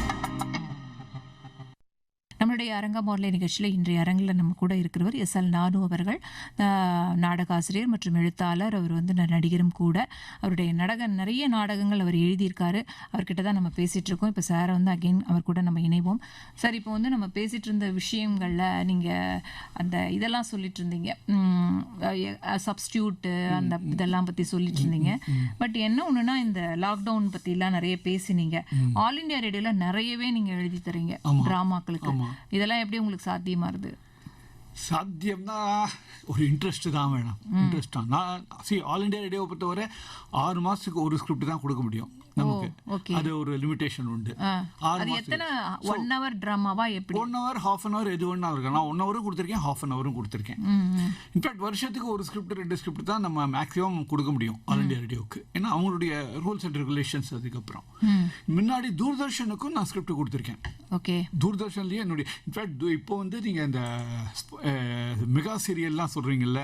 ஆமா, சீரியல் முதல்ல வந்தது ஆக்சுவல் வந்த போது அதுக்கு பேர் மெகா சீரியல் கிடையாது, ஸ்பான்சர்ட் ப்ரோக்ராம் தான் சொல்லுவாங்க. 13 வாரம் தான் அது ஒலிபரப்பாகும். ஓகே. இது போல இழுத்துட்டு போகாது. 13 வாரம் தான் ஒவ்வொரு சீரியலும். இந்த சென்னை தூர்தர்ஷன்ல வந்த முதல் 2 ஸ்பான்சர் ப்ரோக்ராம்ல ஒன்னும் எல்லாம் இன்பமயம். அது ப்ரொஃபஷனல் வீடியோஸ் அவங்க தயாரிச்சாங்க. அது காத்தாடி சார் தான் மெயின் ரோல் பண்ணார். அதுலயே நான் வந்து கிட்டத்தட்ட ஒரு 6 எபிசோட்ல இன்ஸ்பெக்டரா நடிச்சிருக்கேன். ஆமா. அதுக்கப்புறம் இந்த டிடி மெட்ரோன்னு ஒன்று ஆரம்பிச்சாங்க. டிடி மெட்ரோன்னு இன்ஃபேக்ட் அது ஒரு செகண்ட் சேனல் மாதிரி ஆரம்பிச்சாங்க. சரி. அதுல வந்து ஸ்பான்சர் ப்ரோக்ராம் பண்ணாங்க. அதுல இதுக்கு போய் அழட்டிக்கலாமா அப்படிங்கிற என்னுடைய கதை. அது 13 வாரம் வந்தது. Okay okay. ஸோ இது போல வந்து தூர்தர்ஷன்லயே நிறைய ஸ்கிரிப்ட், இன்ஃபேக்ட் 1 hour ஸ்கிரிப்ட் பண்ணியிருக்காங்க நிறைய. இப்போ கதைன்னு நீங்க எழுத்தாளராகவும் இருக்கீங்க, நிறைய புக்ஸ்க்கு மேகசைன்ஸ்க்குலாம் எழுதுறீங்க இல்லையா? எழுத்தாளருங்கிற அந்த பார்வையில நீங்க அதை வந்து ஃபோக்கஸ் பண்றத லைக் பண்றீங்களா, இல்ல நாடகம் அதை எழுதுறதுக்கு பிடிக்கும்னு நினைக்கிறீங்களா? அம்மா, இது சிவாஜி சார் சொல்ற டயலாக் தான். 2 கண்ணுல எந்த கண்ணு வந்து பெட்டர்னு சொல்லுவேங்கிறது தான். நீங்க ஏன் உன்னதான் சொல்லணும். இன்ஃபேக்ட் நாடகம் வந்து கூட பிறந்தது மாதிரி. அது சின்ன வயசுல இருந்தே பண்ணிட்டு இருக்கேன், நடிச்சிட்டு இருக்கேன், எழுதிட்டு இருக்கேன். கதை எழுதுறதுங்கிறது நடுவுல வந்து ஜாயின் ஆனது. அதுவும் ஒரு மாதிரி ஒரு பேஷன் தான். ஸோ எது பெட்டர்னு சொல்றதுக்கு எனக்கு தெரியல. ஏன்னா இப்போ நான் நிறைய, அதுவும் ஆஃப்டர் ரிட்டையர்மெண்ட் நான் வந்து நிறைய கதைகள் எழுதுறேன். ஆல்மோஸ்ட் எல்லா மேகசின்ஸ்லயும் என்னுடைய கதைகள் பப்ளிஷ் ஆகுது. என்னென்ன மேகசின்ஸ்? அது கலைமகள், கல்கி, குங்குமம், அமுத சுரபி, ஓகே, இப்படி எல்லா மேகசின்ல. அதுல வந்து கதை மாதிரி எழுதுவீங்களா, இல்ல ஒரு சப்ஜெக்ட பத்தி, எதையான பத்தி? இல்ல, நான் கதை தான் எழுதிருக்கேன். இப்போ லேடிஸ் ஸ்பெஷல்னு ஒன்று வருது, அதுல கதையும் எழுதியிருக்கேன். அதே சமயத்துல ஒரு 12 வார தொடரும் எழுதியிருக்கேன். கடல் கடந்த அனுபவங்கள்னு 12 வார தொடர். அதுல என்ன பத்தி இருக்கும்? அது என்னன்னா, எஸ் வி சேகர் சார் வந்து அந்த முதல்ல 90s வந்து நான் ஒரு 7 வெளியூருக்கு போனாரு வித்தின் ஷார்ட் பீரியட். ஓகே. அந்த அனுபவங்களை வந்து நான் அவர்கிட்ட கேட்டு அதை வந்து ஒரு தொடரா எழுதினேன். அது இந்த மாசத்தோட முடிஞ்சது, இந்த டிசம்பர் இஷ்யூவோட முடிஞ்சது. அது 12 வாரத்துக்கு எழுதிருந்தேன். அது மட்டும் இல்ல லேடி ஸ்பெஷல்லையும் நிறைய கதைகள் எழுதினேன். இதுல இன்னொரு முக்கியமான விஷயம், அதுல வந்து இப்ப லேடி ஸ்பெஷல்னா அது லேடிஸ் சம்பந்தப்பட்ட புக் இல்லையா? ஆமா, அதுல லேடிஸ் சம்பந்தப்பட்ட கதைகள் தான் எழுதுவீங்களா? இல்ல அப்படின்னு இல்ல, எனிதிங் யூ கேன். அப்போ லேடிஸ் சம்பந்தப்பட்ட கதையும் எழுதியிருக்கேன், அதே சமயத்துல ஜெனரல் கதையும் எழுதியிருக்கேன். ஓகே, ஜெனரல் கதையும் எழுதியிருக்கேன். அதே சமயத்துல இப்போ இந்த தடவை வந்து தீபாவளி மலர் 2023 தீபாவளி மலர் கிட்டத்தட்ட 4 தீபாவளி மலர்ல என்னுடைய கதைகள் வந்திருக்கு, கதை கட்டுரைகள் வந்து. Very good sir.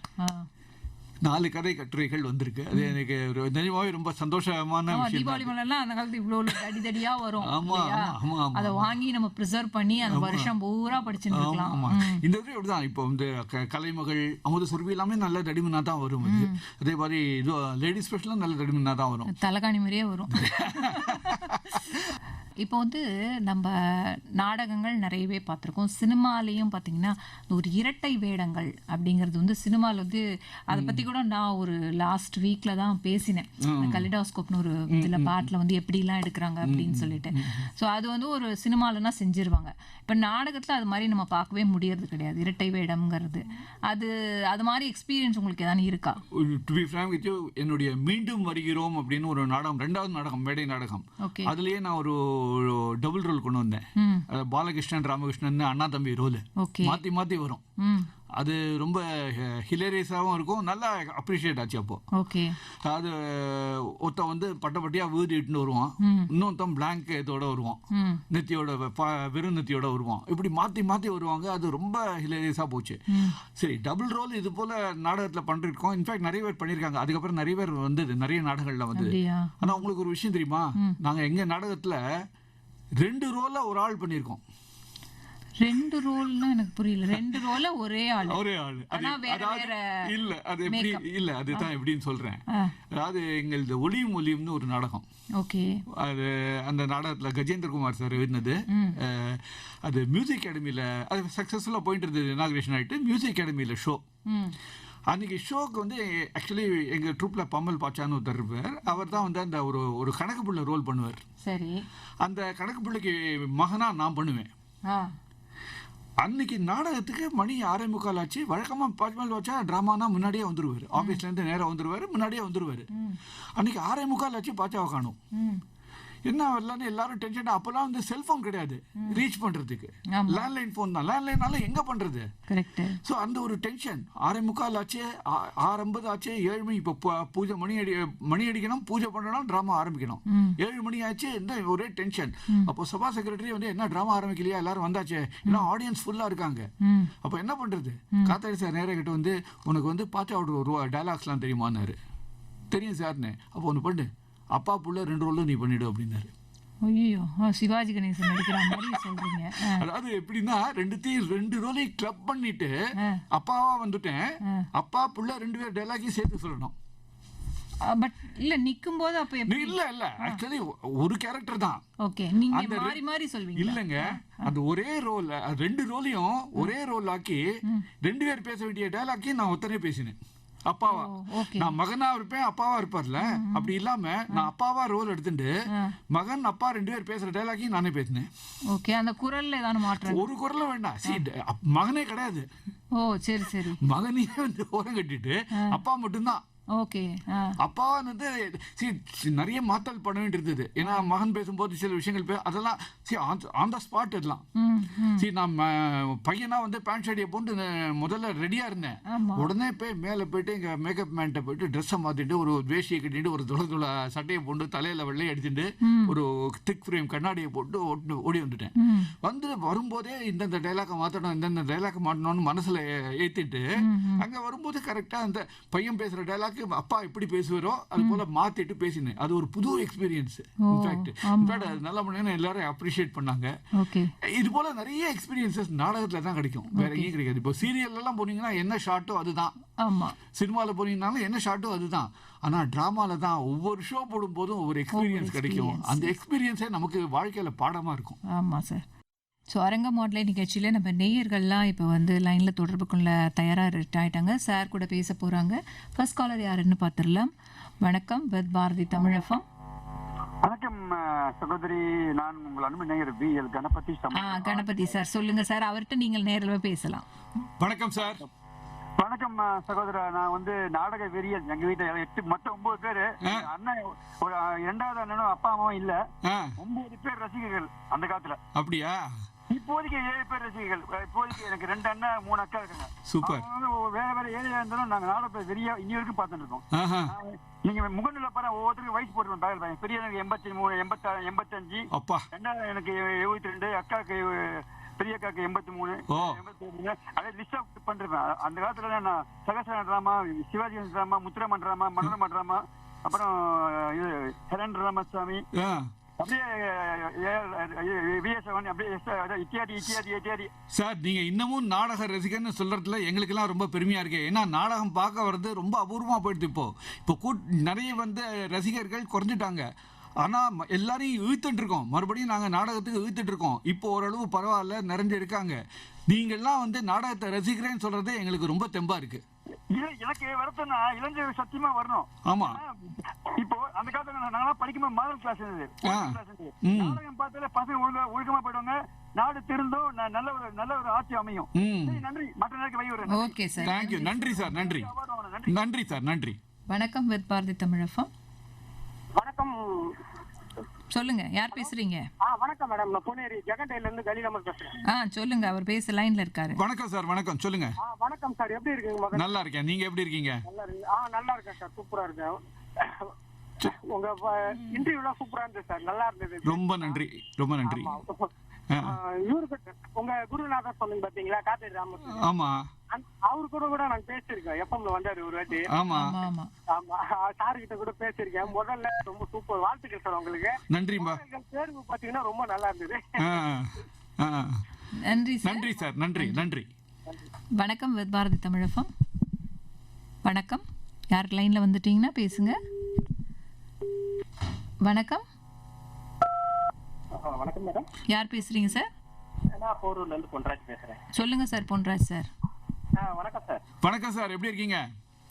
செம்மையா இருக்கேன் சார். உங்க பேச்சு மாதிரி உங்க இது மாதிரி நல்லா செம்மையா இருக்கு. சூப்பர், ஜாலியா போச்சு. தேங்க்யூ. அதே மாதிரி நீங்க சொல்றது அடிக்கடி வந்து நம்ம குருநாதர்னு அவரை வந்து அவ்வளவு பெருமையா சொல்லிக்கிட்டே இருந்தீங்க. ஆனா எனக்கு ஒரே ஒரு சின்ன டவுட் என்னன்னா, நீங்க வந்து சைக்கிள்ல போயிட்டு இருக்கும்போது நான் பின்னாடி உட்கார்ந்துட்டு இருந்தேன், எங்க மாமான்னு சொன்னா தப்புக்குன்னு குளிச்சேன்னு சொன்னீங்க இல்லையா? ஆமா. அப்ப உங்களை கூட்டி கொண்டு போய் விட்டது அவர் தானே, காத்தாடி ராமமூர்த்தி கார்கிட்ட? அவருடைய மருமான் ஸ்ரீனிவாசன் என்னுடைய 40 வருட கால நண்பன். அவன் என் உயிர் நண்பன். புதுச்சா எனக்கு என்ன புதுச்சேன், அதோட நிப்பாட்டிட்டீங்க. அதுக்கப்புறம் இல்ல, அதுக்குதான் சொன்னேன். அவர் காத்தாடி ராமமூர்த்தி சார் தான் வந்து என்னுடைய மாமான்னு சொன்னோன்னு நான் அப்படியே தவக்னி குதிச்சாச்சு. அவ்வளவுதான். அதுக்கப்புறம் தான் அவன் நண்பன் வந்து நெருங்கிய நண்பன் ஆயிட்டான். அவரை பத்தி ஒரு வார்த்தை கூட சொல்லலையா? அதனால இல்ல சொன்னேன். ஸ்ரீனிவாசன் பேரு, அவர் பேர் இப்ப ஒரு வார்த்தை சொல்லிடுங்க அவருக்கு. அதான் ஸ்ரீனிவாசன் பேரு, என்னுடைய உயிர் நண்பன், 40 ஆண்டு கால உயிர் நண்பன். அவனும் நானும் ஃப்ரெண்ட் எனிமி எல்லாம் சேர்ந்து ஒரு கலவை. அதாவது மனுஷன் பாதி மிருகம் பாதின்னு சொல்லுவாங்க, அதே மாதிரி ஃப்ரெண்டு எனிமி. ஏன்னா என்னுடைய பெஸ்ட் கிரிட்டிக் அவன் தான். சோ இப்போ வந்து நீங்க அந்த நாடகத்துல நீங்க வர்றதுக்கு காரணமே அவர் தான் இல்லீங்களா? ஆமா, இந்த ஸ்டேஜ் கிரியேஷன்ஸ்குள்ள வர்றதுக்கு காரணம் அவன் தான். அப்ப அவர் தான் வந்து எனக்கு வந்து முக்கியமா எனக்கு தெய்வமா தெரியும். உங்களை மாதிரி நல்ல கலைஞரை கொடுத்திருக்காரு இல்லையா? ரைட் சார், ரொம்ப நன்றி சார். ரொம்ப நன்றி, ரொம்ப நன்றி சார். பதிவுக்கு நன்றி. நன்றி. வணக்கம், வித் பாரதி தமிழகம். வணக்கம். ஸோ லைன் கட் ஆயிடுச்சு. பாவம், அவங்களும் ட்ரை பண்ணிட்டு இருக்காங்க. வணக்கம், with Bharathi Tamizhagam. Good afternoon madam. யார் பேசுறீங்க சார்? Good afternoon. ரங்கராஜன். சொல்லுங்க சார், ரங்கராஜன் சார். வணக்கம் சார். நானின் லட்சுமி நாராயணன் சார், எப்படி இருக்கீங்க? ஃபைன். எப்படி இருக்கீங்க நீங்க? லட்சுமி நாராயணன் எப்படி தெரிஞ்சது உங்களுக்கு பேரு? அவர் டிராமாலாம் பார்த்துருக்காரு. நீங்க வந்து காத்தாடி ராமன் சார் குருன்னு சொன்னீங்க. ஆமா, குரல் அவர் மாதிரியே இருக்கு நீங்க பேசுறது.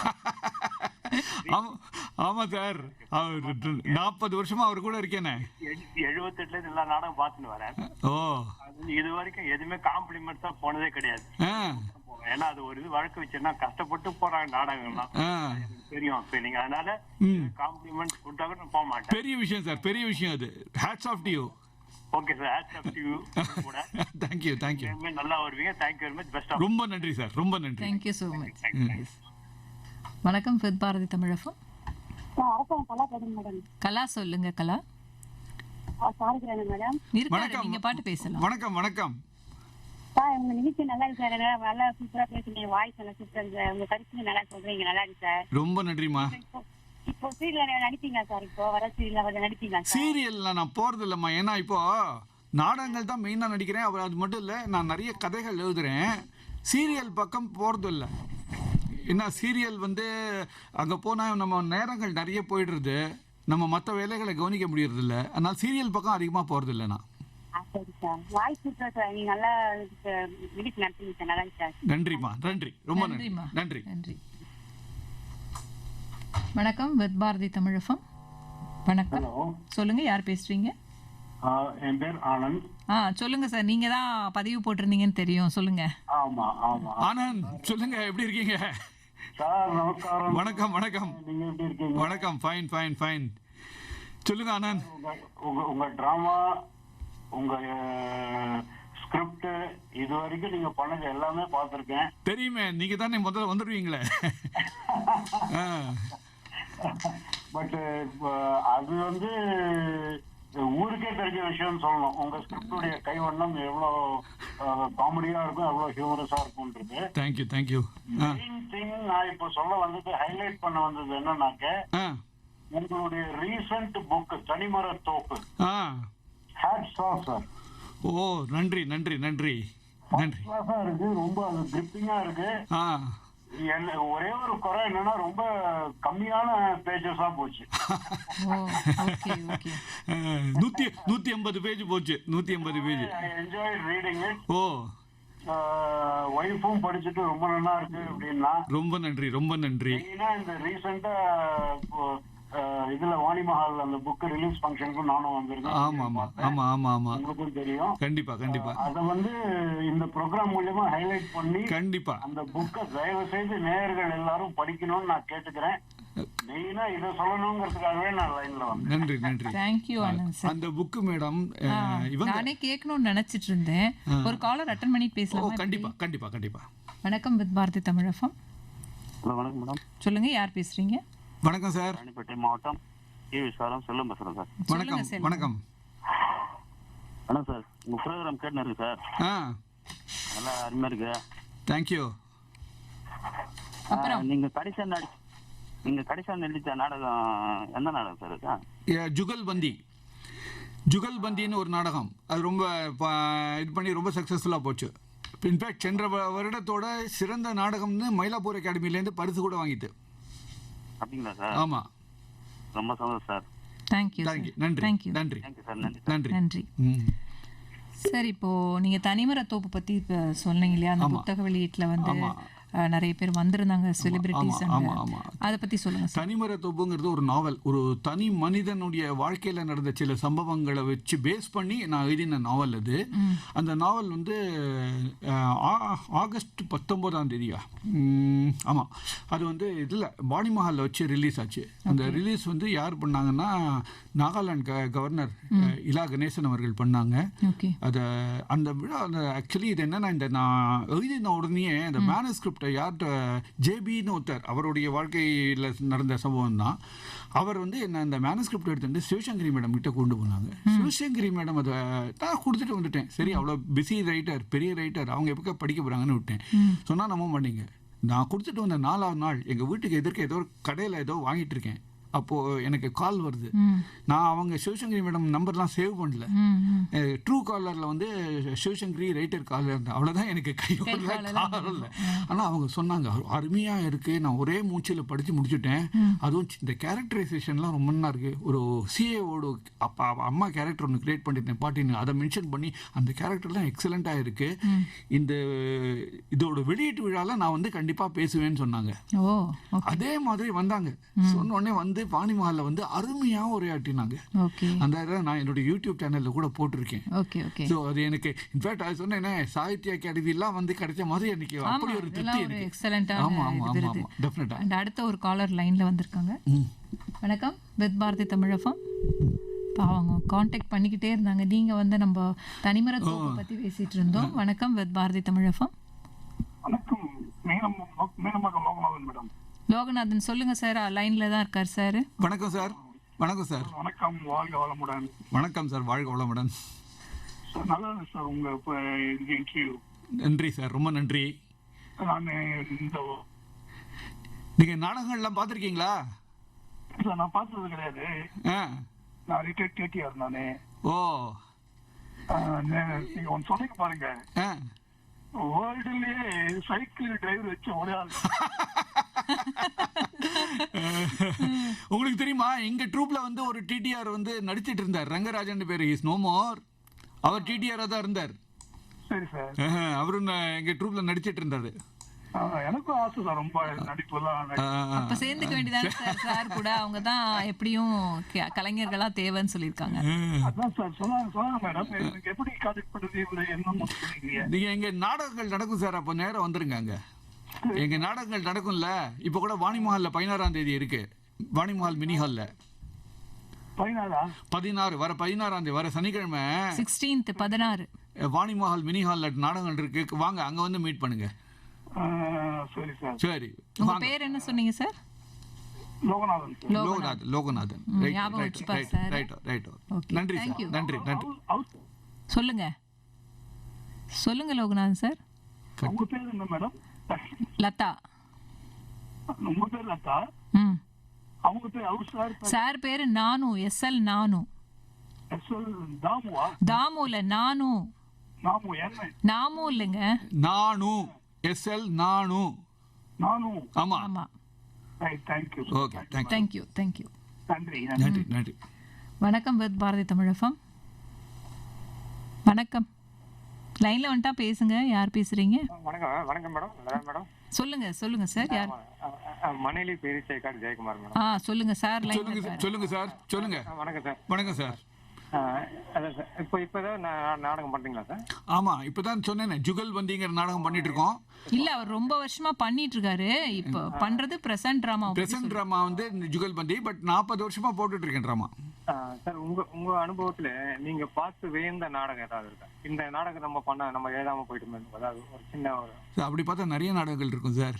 அந்த காலத்து விசு நாடகங்கள் எல்லாமே பிரமாதமான நாடகங்கள். அதே மாதிரி கிரேசி மோகன் நாடகங்கள், அந்த காலத்து நாடகங்கள்லாம் பிரமாதமான நாடகங்கள். கே ராமன் ஸ்கிரிப்ட் எனக்கு ரொம்ப பிடிக்கும். ஏன்னா நேச்சுரல் ஹியூமர். ஸோ இது போல பல விஷயங்கள் இருக்கு. பட் இருந்தாலும் நாம அவங்கள பார்த்து அவங்கள மாதிரி எழுதக்கூடாது. நாம நம்மள மாதிரி எழுதணும். எனக்குன்னு ஒரு வாணி கிரியேட் பண்ணி எழுதினாதான் நான் நிற்க முடியும். இல்ல, எப்படி நான் இந்த நாடகத்தை பார்த்து வேந்து இது இவ்வளவு அருமையா இருக்கேன்னு ஒரு ஆச்சரியப்பட்டது. ஆமா, இருக்கே. டௌரி கல்யாண வைபோகமே அருமையான நாடகம் சார். விசுவோடு அருமையான நாடகம். அந்த கேரக்டரைசேஷன்லாம் அருமையான கேரக்டரைசேஷன். இப்படி ஒரு நாடகம் நம்ம எழுதலையேங்கிற ஐயக்கம் எனக்கு அது டெஃபினட்டா உண்டு. உங்க அனுபவத்துல நீங்க திரைப்படம் ஏதாவது சொன்னேன், ஏற்கனவே சொன்னேன். ரேடியோ பெட்டிங்கிற திரைப்படத்தை புதுசா ஏதாவது பண்ணக்கூடாது. புதுசா இல்ல சார், புதுசா நான் போல. அது அந்த ஃபீல்டுக்கு நான் போல. அது ஒரு தனி உலகம். அந்த உலகத்துக்குள்ள நான் போல. வச்சிருக்கேன் 2-3 திரைக்கதையெல்லாம் வச்சிருக்கேன். பட் இருந்தாலும் நான் போல, நான் அப்ரோச் பண்ணல. அதான இது சந்தர்ப்பம் கூடி வரும். ஆமா, இந்த வயசுல ரொம்ப ஆக்டிவா இருக்கீங்க சார். ரொம்ப நன்றி. ரொம்ப நன்றி சார். ரொம்ப நன்றி. மேலும் மேலும் புகழ் பண்ணணும் சார். நன்றி நன்றி நன்றி நன்றி. இவர் தான் வந்து ஃபேஸ்புக்லயும் போட்டிருக்காரு, மணலி பெரிய சைக்காடு ஜெயக்குமாரும். அப்புறம் படிக்கலாம் சார். வணக்கம் வித் பாரதி தமிழகம். குப்புராமன். குப்புராமன் சொல்லுங்க சார். கொஞ்சம் முன்னாடி ஒரு கூட்டிருந்தேன் சார்ட்ட பேசலாமா? பேசலாம். எங்க இருந்து பேசுறீங்க குப்புராமன்? குப்புராமன் ரெகுலரா வருவேன் சார். நான் தான் உங்களுக்கு தெரியும், ஃபேஸ்புக்ல போட்டோ போட்டிருக்கிறேன் பாருங்க, காமிச்சு சொல்லுங்க அவங்கள. நான் தான் ரெகுலரா வரேன் உங்களுக்கு. அவங்க என்ன உங்களுக்கு தெரியும். உங்க காமெடிக்காகவே வரேன். 2 பேரும் சேர்ந்து காமெடி அப்படியே வந்து வயிறு வலிச்சு அப்படியே வயிறே ஒழிச்சிரும். இங்கிலீஷ்ல எழுதிரலாம்ல.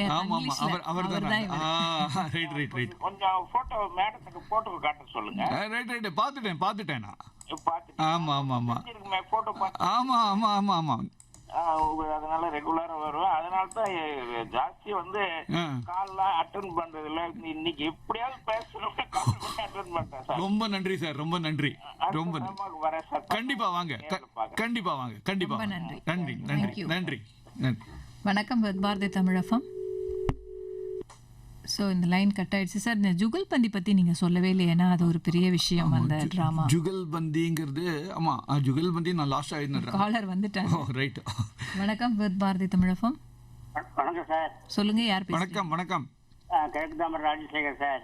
சொல்லுங்க சார். உங்களுக்கு காத்தாடி ராமூர்த்தி உங்களுக்கு கிடைச்ச பெரிய பொக்கிஷம் சார், குருவா கிடைச்சது. கண்டிப்பா சார், கண்டிப்பா. அது ரொம்ப நேரம் ட்ரை பண்ணிட்டேன் சொல்லணும்ட்டு. அப்புறம் அவர் மூக்கு பார்த்தாலே எல்லாருக்கும் சீப்பு வந்துடும் சார். அவர் நிறைய வாட்டி இந்த பேட்டியில ரேடியோவில் கூட ஒரு வாட்டி பேட்டி கொடுத்தாரு. ஆமா. அப்ப கூட அவர் சொல்லுவாரு, இல்ல பார்த்தாலே முதல்ல மூக்கதான் பார்ப்பாங்க, பெருசா இருக்கு அப்படின்னு ரொம்ப காமெடியா சொல்லுவாரு சார். அதனால நான் நேரடியா கூட ஒரு வாட்டி அபிராமபுரத்துல அந்த பக்கம் பார்த்துருக்கேன் சார். கார்ல போனார் ஒரு வாட்டி, நின்று வணக்கம் சொன்னேன், வணக்கம் சொல்லாரு சார். உங்க நீங்க அதே மாதிரியே பேசுறீங்க சார், அவர் மாதிரியே. ஓ ரொம்ப நன்றிங்க. குரு மிஞ்சிய சிஷியன் ஆயிட்டீங்க சார். ஓ நன்றிங்க நன்றிங்க. நன்றி சார். நன்றிங்க. வணக்கம் பாரதி தமிழகம். வணக்கம். மஞ்சள் ஜெம்பல் சார். சொல்லுங்க சார். சார் அவரு உங்க நினைச்ச நாடகம் கூட அவர் கூட நடிச்சிருக்காரு, சரியா தெரியல எனக்கு. நிறைய நாடகம் பாத்துக்கலாம். இல்ல நீங்க பேசுறது கொஞ்சம் புரியலன்னு சொல்றாங்க. அப்படியா? காத்தாடி சார் கூட தான் நடிக்கிறாரு அவரு. ஆமா ஆமா. அதான் அந்த ஐயா அம்மா அம்மா பாத்திருக்கீங்களா? பாத்திருக்கீங்களா? டெல்லி கணேஷ் அவரும் சேர்ந்து இது பண்ணிருவாங்க. ஆமா ஆமா ஆமா ஆமா. அப்ப அந்த இது ஒரு நாடகம் ஒன்று பாருங்க. எது? ஹலோ, எங்க ஊர். ஹலோ, லைன் கட் ஆயிடுச்சுன்னு தெரியல. வணக்கம் பாரதி தமிழகம். வணக்கம் மேடம். சார் வணக்கம் வணக்கம் சார். நான் கொஞ்ச நேரத்துக்கு முன்னாடி கேட்டேன், பம்மல்ல இருந்து ஒரு நாடக நடிகர் பம்மல் பாஷா. ஆமா, பாஷா இல்லங்க Baacha. Baadshah. Okay, super sir. அவங்க நீங்க ஆப்சென்ட் ஆனாங்க 6:45 PM இருந்து 7 மணி வரைக்கும் நீங்க எல்லாருமே பட்ட பாடு நினைச்சா ரொம்ப ரொம்ப கஷ்டம் சார். சார் அதுதான் சார். ஆக்சுவலி நாடகத்தை பொறுத்தவரை ஆடியன்ஸ் பார்க்கறது, நாங்கள் மேடையில் நடிக்கிறது. ஆடியன்ஸ் பார்க்காதது, மேடைக்கு பின்னாடி நாங்கள் படுற கஷ்டங்கள், அது எங்களுக்கு நாடகம், எங்களுக்கு என்டர்டெயின்மெண்ட். இல்லை சார், நான் இது கேட்டு நான் ரொம்ப ரொம்ப வருத்தப்பட்டேன். சினிமா உலகன்றது வேற, நாடக உலகன்றது வேற. இது லைவ், நாடகன்றது லைவ். ஆமா ஆமா சார். இவ்வளவு கஷ்டப்பட்டு நீங்க எல்லாம் முன்னுக்கு கொண்டு வந்திருக்கீங்க. இந்த நாடக உலகம் மேன்மேலும் சிறப்பா தொடர்ந்து போயிட்டு இருக்கணும். என்னோட வாழ்த்துக்கள் சார். நன்றி. ரொம்ப நன்றி, ரொம்ப நன்றி. நன்றி நன்றி சார். வணக்கம் பாரதி தமிழகம். வணக்கம் மேடம். யார் பேசுறீங்க சார்? பேசுங்க பேசுங்க, லைன்ல தான். சொல்லுங்க சொல்லுங்க. வணக்கம் சார். வணக்கம். நல்லா இருக்கீங்களா? நல்லா இருக்கேன். நீங்க எப்படி இருக்கீங்க? நல்லா இருக்கேன் சார். உங்க குரல் உங்க படத்துல போய் பாத்துருக்கேன், உங்க குரல் நல்லா கேக்குது சார் எனக்கு. அப்படியா? ஆமா, பாத்துருக்கேன். உங்களை நேரெல்லாம் பாக்கல, அவ்வளவுதான் தவிர படத்துல நிறைய இதுல பாத்துருக்கேன் சார் உங்களை. சொல்லுங்க சார். ஒன்னும் ஹலோ சார் ஒரே ஒரு ஹெல்ப் சார். என்ன? எனக்கு ஒரு ஹெல்ப் பண்ண, நாடகத்தில் நடிக்கணும்னு ஒரு ஆசை சார். அப்படியா? அதான் அவர் 16ஆம் தேதி வாணி மஹாலுக்கு வர சொல்றாங்க. அங்க வந்து மீட் பண்ணுங்க நானும் சார். எப்படி மேடம்? மேடம் வாணி மஹால்னு டி நகர்ல இருக்கு இல்லையா? இருக்கு. நம்பர், ஃபோன் நம்பர் இல்ல, அது நீங்க டிராமாக்கு வந்துருங்க, அங்க அவர்கிட்ட அப்ப பேசிக்கங்க. அப்படிங்களா? ஆமா ஆமா ஆமா. சங்கர் இல்லைங்க, நானும் சார். நீங்க வந்து Facebookல பாத்தீங்கன்னா அவங்களோட பதிவுகள் போட்டிருக்கேன், அதுல இருந்து பேர் எடுத்துக்கங்க. சரிங்களா? நன்றி. நன்றி சார். நன்றி நன்றி நன்றி அழைத்ததற்கு. நன்றி. 16ஆம் தேதிங்களா? ஆமா ஆமாங்க. தேங்க்யூ. வணக்கம் பாரதி தமிழகம். வணக்கம் மேடம். யார் பேசுறீங்க? சொல்லுங்க சார். சார் கிட்ட பேசலாம். சொல்லுங்க சார். சார் வணக்கம் சார். வணக்கம். அழகா இருக்கு, நீங்க இவ்வளவு தூரம் கஷ்டப்பட்டு ஆனா நல்லா சிறப்பா ரொம்ப சந்தோஷம் சார். ரொம்ப நன்றிங்க. அதாவது இந்த கதை எழுதுறேன்னு சொல்றீங்களா, அந்த பெயர் கதை எழுதுவீங்களா சார்? புரியல கட்டாச்சு. பேரு என்னமோ சொன்னீங்க. நீங்களா கதை வச்ச பிறகு ஓ அப்படியா டைட்டில் சொல்றீங்க? இல்ல சில அது டிபெண்டிங் ஆன சில கதைகள் வந்து டைட்டில் வச்சதுக்கு அப்புறம் தான் நான் கதையை டைட்டில் வச்சு தான் கதையே தோணும். சிலதெல்லாம் எழுதி முடிச்சதுக்கு அப்புறம் அதுக்கு ஏற்ற மாதிரி டைட்டில் வைப்போம். அது டிபெண்ட்ஸ். ஈவன் சிறுகதையும் அப்படிதான், நாடகமும் அப்படிதான். ஆனா நீங்க பேசுறது பேசுற மாதிரியே இருக்கு சார். எல்லாரும் அப்படி சொல்லிட்டாங்க. ஆமா சார், ஏன்னா நான் அவர் கூடயே தானே இருக்கேன். 40 வருஷமா அவர் கூட இருக்கும்போது அவருடைய பாதிப்பு இல்லாம இருக்குமா? என்னுடைய குருநாதர் ஆச்சு. அதாவது நீங்க நிறைய விருப்பம் பண்ணீங்கன்னா ரொம்ப எப்படி பண்ணீங்கன்னு தெரியல. புக்கு எழுதுறீங்க, நாடகம் எழுதுறீங்க, அதெல்லாம் ரொம்ப கஷ்டம் சார். எப்படிதான் பண்ணீங்கன்னு தெரியல சார். நன்றி சார், நன்றி. இது நான் சொன்ன மாதிரி எல்லாமே கடவுள் அனுகிரகம், எங்க அப்பா அம்மா அனுகிரகம் சார். டெஃபினட்டா கதை எழுதுனா அவ்வளவு கஷ்டம். ஆனா இவ்வளவு எழுதுறீங்கன்னா எப்படிதான்னு தெரியல. நன்றி சார். அடுத்த காலருக்கும் நம்ம வாய்ப்பு கொடுக்கலாம் என்ன? ஓகே சார், நீங்க அந்த ஜுகல்பந்தி ஏன்னா நேரம் வந்து நெருங்கிட்டே 3 மணிக்கு அதை பத்தி சொல்லிடுங்க. ஜுகல்பந்தி நாடகம் தான் லேட்டஸ்டா நாங்க போட்ட நாடகம். அது லாஸ்ட் நவம்பர்ல வந்து இனாகிரேட் பண்ணோம். அதாவது 22 நவம்பர்ல இனாகிரேட் பண்ணினோம். இந்த ஜுகல்பந்தி நாடகங்கிறது எப்படின்னா, ஒரு அது இப்போ வந்து குழந்தைகள் இப்போ கல்யாணம் ஆன இம்மிடியேட்டாக வந்து குழந்தைகள் பெற்றுக்க மாட்டேங்கிறாங்க. ஆமாம், ஓகே. எங்கள் கேரியர் முக்கியம். கேரியரில் நாங்கள் செட்டில் ஆனதுக்கு அப்புறம் தான் ஒரு லெவலுக்கு மேலே அவங்களால குழந்தைய பெற்றுக்க முடியாமல் போய்டுறது. ஆமாம், இது பேஸை வச்சுட்டு அப்படி போச்சுன்னா, இல்லை வேற ஏதாவது காரணத்தினால குழந்தைகள் இது பண்ண ஒரு குழந்தைய அதுக்கு பதிலாக என்ன பண்ணுறாங்க, ஒரு பூனைக்குட்டியோ ஒரு நான்குட்டியோ வச்சு அஜுஜிலிப்பான்னு கொஞ்சம் அது ஃபேஸ்புக்லையும் இன்ஸ்டாலையும் போடுறாங்க. அப்படிலாம் பண்ணாமல் எத்தனையோ குழந்தைகள் வந்து ஆதரவு இல்லாத குழந்தைகள் இருக்கு. அந்த குழந்தைகளை அடாப்ட் பண்ணிக்கலாமே அப்படிங்கிற மெசேஜ் தான். அதை வந்து ரொம்ப சீரியஸாக சொல்லாமல் ஜாலியா காமெடியோட சொல்லி. என்னுடைய ஸ்கிரிப்ட் எல்லாத்துலயுமே என்னன்னா ஜோக்கு திடிக்க மாட்டேன். ஓகே, ஜோக்கு போடணுங்கிறதுக்காக போட மாட்டேன். அந்த ஜோக் நேச்சுரல் ஃப்ளோல வரணும். Okay, right. சிச்சுவேஷன்ல வரணும், ஃப்ளோல வரணும். அதுதான் என்னுடைய பாணி. Okay sir. And people should relate themself. அதாவது நாடகத்தை பார்க்கும்போது அவங்க வீட்டுல நடக்கிற மாதிரி இருக்கணும். அதுதான் என்னுடைய சக்சஸ். ஆக்சுவலா நான் அது மாதிரி தான் ஒரு டயலாக் கூட எடுத்துட்டு வந்திருந்தேன். போடலாம்னு நினைக்கிறேன். ஜஸ்ட் ஒரு 1 மினிட் ஆகும். போட்டுருங்களேன். அதை வந்து ப்ளே பண்ணிடுறேன் சார். அதுக்கப்புறம் வந்து நம்ம மேலும் பேசலாம்.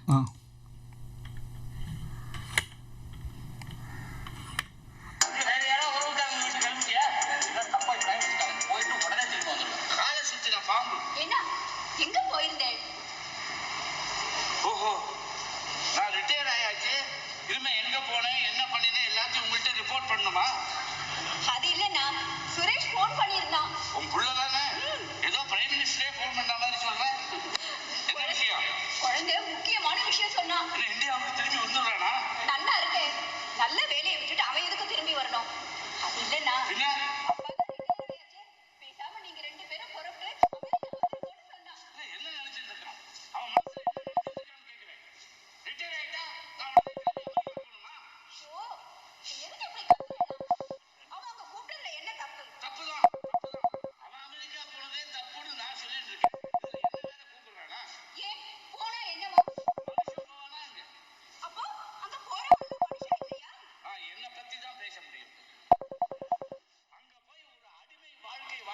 நான் தயாரா இல்ல. என்ன இப்படி பேசுறேன்? உண்மையை தான் சொல்றேன். அங்க போனா அந்த வீட்டுக்கு நான் வாட்ச்மேன், நீ சமையக்காரி.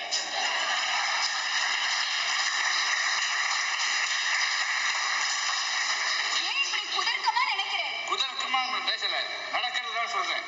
அவங்க தயவு இல்லாம வீட்டு வாசப்படியே தாண்ட முடியாது. அவங்கள கேட்டா வீக்கெண்ட்ல ஆயிடுச்சுன்னு போறேன்பாங்க. எந்த வீக்கெண்ட்ல நம்மள ஆயிடுச்சுன்னு போறேன்னு சொல்றாலோ அந்த வீக்கெண்ட்ல தான் அவளுக்கு ஆபீஸ்லயே வேலை ஜாஸ்தி வரும். ஆனா இங்க பாருங்க, சட்டை கூட போடாம துண்டை உதவி தோல்ல போட்டு தெரு தெருவா சுத்துவேன். அங்க முடியுமா? பாரு, குழந்தைகள் தயவால அமெரிக்கா போயிட்டு வந்துவா. யார வேணா கேளு. வீம்புக்காக வேணா ஆஹா ஓஹோன்னு சொல்லுவாளே தவிர மனசுக்குள்ள இப்படி ஒரு அடிமை வாழ்க்கை தேவையான அவசரப்பட்டு இத பாருங்க. நீங்க சொல்றது எதுவுமே புரியல. அண்ட் ஹேமலதா அவர்கள் வந்து ஒரு மதிய வணக்கம் போட்டுட்டு அவங்க வந்து நாடகம் பிள்ளையார் பிடிக்க செமசின்னு கேட்டு ரசித்தேன், அற்புதமான பகிர்வு அப்படிங்கிற மாதிரி அவங்க சொல்லியிருக்காங்க. அண்ட் மணலி பெரிய ஜெயக்குமார் உங்கள்கிட்ட பேசினார் இல்லையா, அவர் வந்து அருமை பேட்டி, நான் அவரை பேட்டி கண்ட உணர்வை ஏற்படுத்தி வியக்கும் சிந்திக்கும் மெய்சிலர்க்கும் ரசிக்கவும் வைத்தது அப்படிங்கிற வந்த பாடல்களும் இனிமையிலும் இனிமை அப்படிங்கிறதையும் சொல்லியிருக்காங்க. இப்போ லைன் ஃப்ரீயாக இருக்குது, நீங்கள் இப்போ இந்த இதில் கால் பண்ணுங்கள் சார். அண்டு வேறு ஏதானும் நீங்கள் வந்து அதாவது சினிமா துறையில் ஏன் நீங்கள் இது வரைக்கும் ட்ரை பண்ணலை சார்? ஒன்றும் நான் சர்வீஸில் இருந்ததுனால அந்த பக்கமே போகல. ஏன்னா ஆஃபீஸ் டென்ஷன் டெஃபினட்டாக. அதனால தான் நான் முதல்ல சீரியல் பண்ணிட்டு இருந்தேன். ஆஃபீஸில் ப்ரொமோஷன்லாம் வந்ததுக்கப்புறம் என்னால் போகவே முடியல. ஆனால் சிறுகதை எழுதத்தையே நான் நிறுத்தியிருந்தேன் அப்போ. ஓகே. அதுக்கப்புறம் நம்ம நாடகத்தை மட்டும் விடாமல் கண்டினியூ பண்ணிட்டுருக்கேன். ஏன்னா நாடகம் தான் எனக்கு ஒரே அவுட்லெட். நம்ம ஆஃபீஸ் டென்ஷனுக்கு எல்லாத்துக்கும் அவுட்லெட் வந்து எதுன்னா நாடகம் தான். அதை மட்டும் விடாமல் பண்ணிட்டு இருந்தேன். இப்போ வந்து எல்லாரும் கேட்குறாங்க, நீங்கள் ஏன் சினிமா ஃபீல்டு? சினிமா ஃபீல்டுங்கிறது தனி உலகம். தனி உலகம். அதில் போயிட்டு இத்தனை வருஷம் கழிச்சு போயிட்டு நான் அடாப்ட் பண்ணிக்க முடியுமான்னு எனக்கே தெரியல. ஓகே. முயற்சி பண்ணலாம், பண்ணிக்கலாம். என்ன ஏதுங்கிறது எனக்கு தெரியும். ஏன்னா இன் அண்ட் அவுட் நான் எல்லாம் புரிஞ்சு வச்சுட்டு இருக்கேன். ஆனால் அங்கே போயிட்டு நம்ம எப்படி அடாப்ட் பண்ணிக்க போகிறோங்கிறது ஒரு விஷயம் இருக்குது. அது எல்லாராலையும் முடியாது. ஸோ அதனால நான் இப்போதைக்கு அந்த ரிஸ்க்கை எடுக்கிறதுக்கு தயார். பட் அதுவாக வந்ததுன்னா பார்க்கலாம். கடவுள் சித்தம். எஸ்.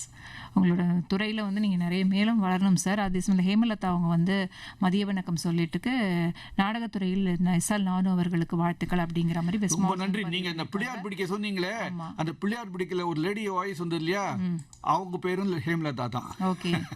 அண்ட் அந்த போரூர் பொன்ராஜ் அவங்களும் உங்களுக்கு வந்து வாழ்த்துக்கள் சொல்லியிருக்காங்க. ரொம்ப நன்றி. அண்ட் ஃபைனலாக வந்து ரொம்ப ஃபியூ மினிட்ஸ் தான் இருக்கு. நீங்க ஒரு நன்றி சொல்லிக்கலாம்னு நினைக்கிறேன். வேற டைம் இல்லை. ரொம்ப நன்றி. நான் விரும்பிய பாடல்களை ஒளிபரப்புறதுக்கு ரொம்ப நன்றி. அண்ட் எஃப்எம் நேயர்களுக்கு நிஜமாவே ரொம்ப நன்றி. என்ன பொறுமையாக அவ்வளோ நேரம் கேட்டதுக்கு. அண்ட் என் அனுபவங்களை பகிர்ந்ததுக்கு எனக்கே எல்லாமே ஒரு ரீகேப் மாதிரி இருக்கு. அதுக்கு வானொலி நிலையத்துக்கு ரொம்ப நன்றி. ரொம்ப நன்றி சார். அண்ட் உங்களுடைய இந்த துறையில வந்து மேலும் நீங்க வளரணும் அப்படின்னு சொல்லிட்டு அகில இந்திய வானொலி சார்பிலும் அண்ட் நேயர்களின் சார்பிலும் உங்களிடமிருந்து வாழ்த்துக்கள் கூறி விடைபெற்றுக் கொள்கிறேன்.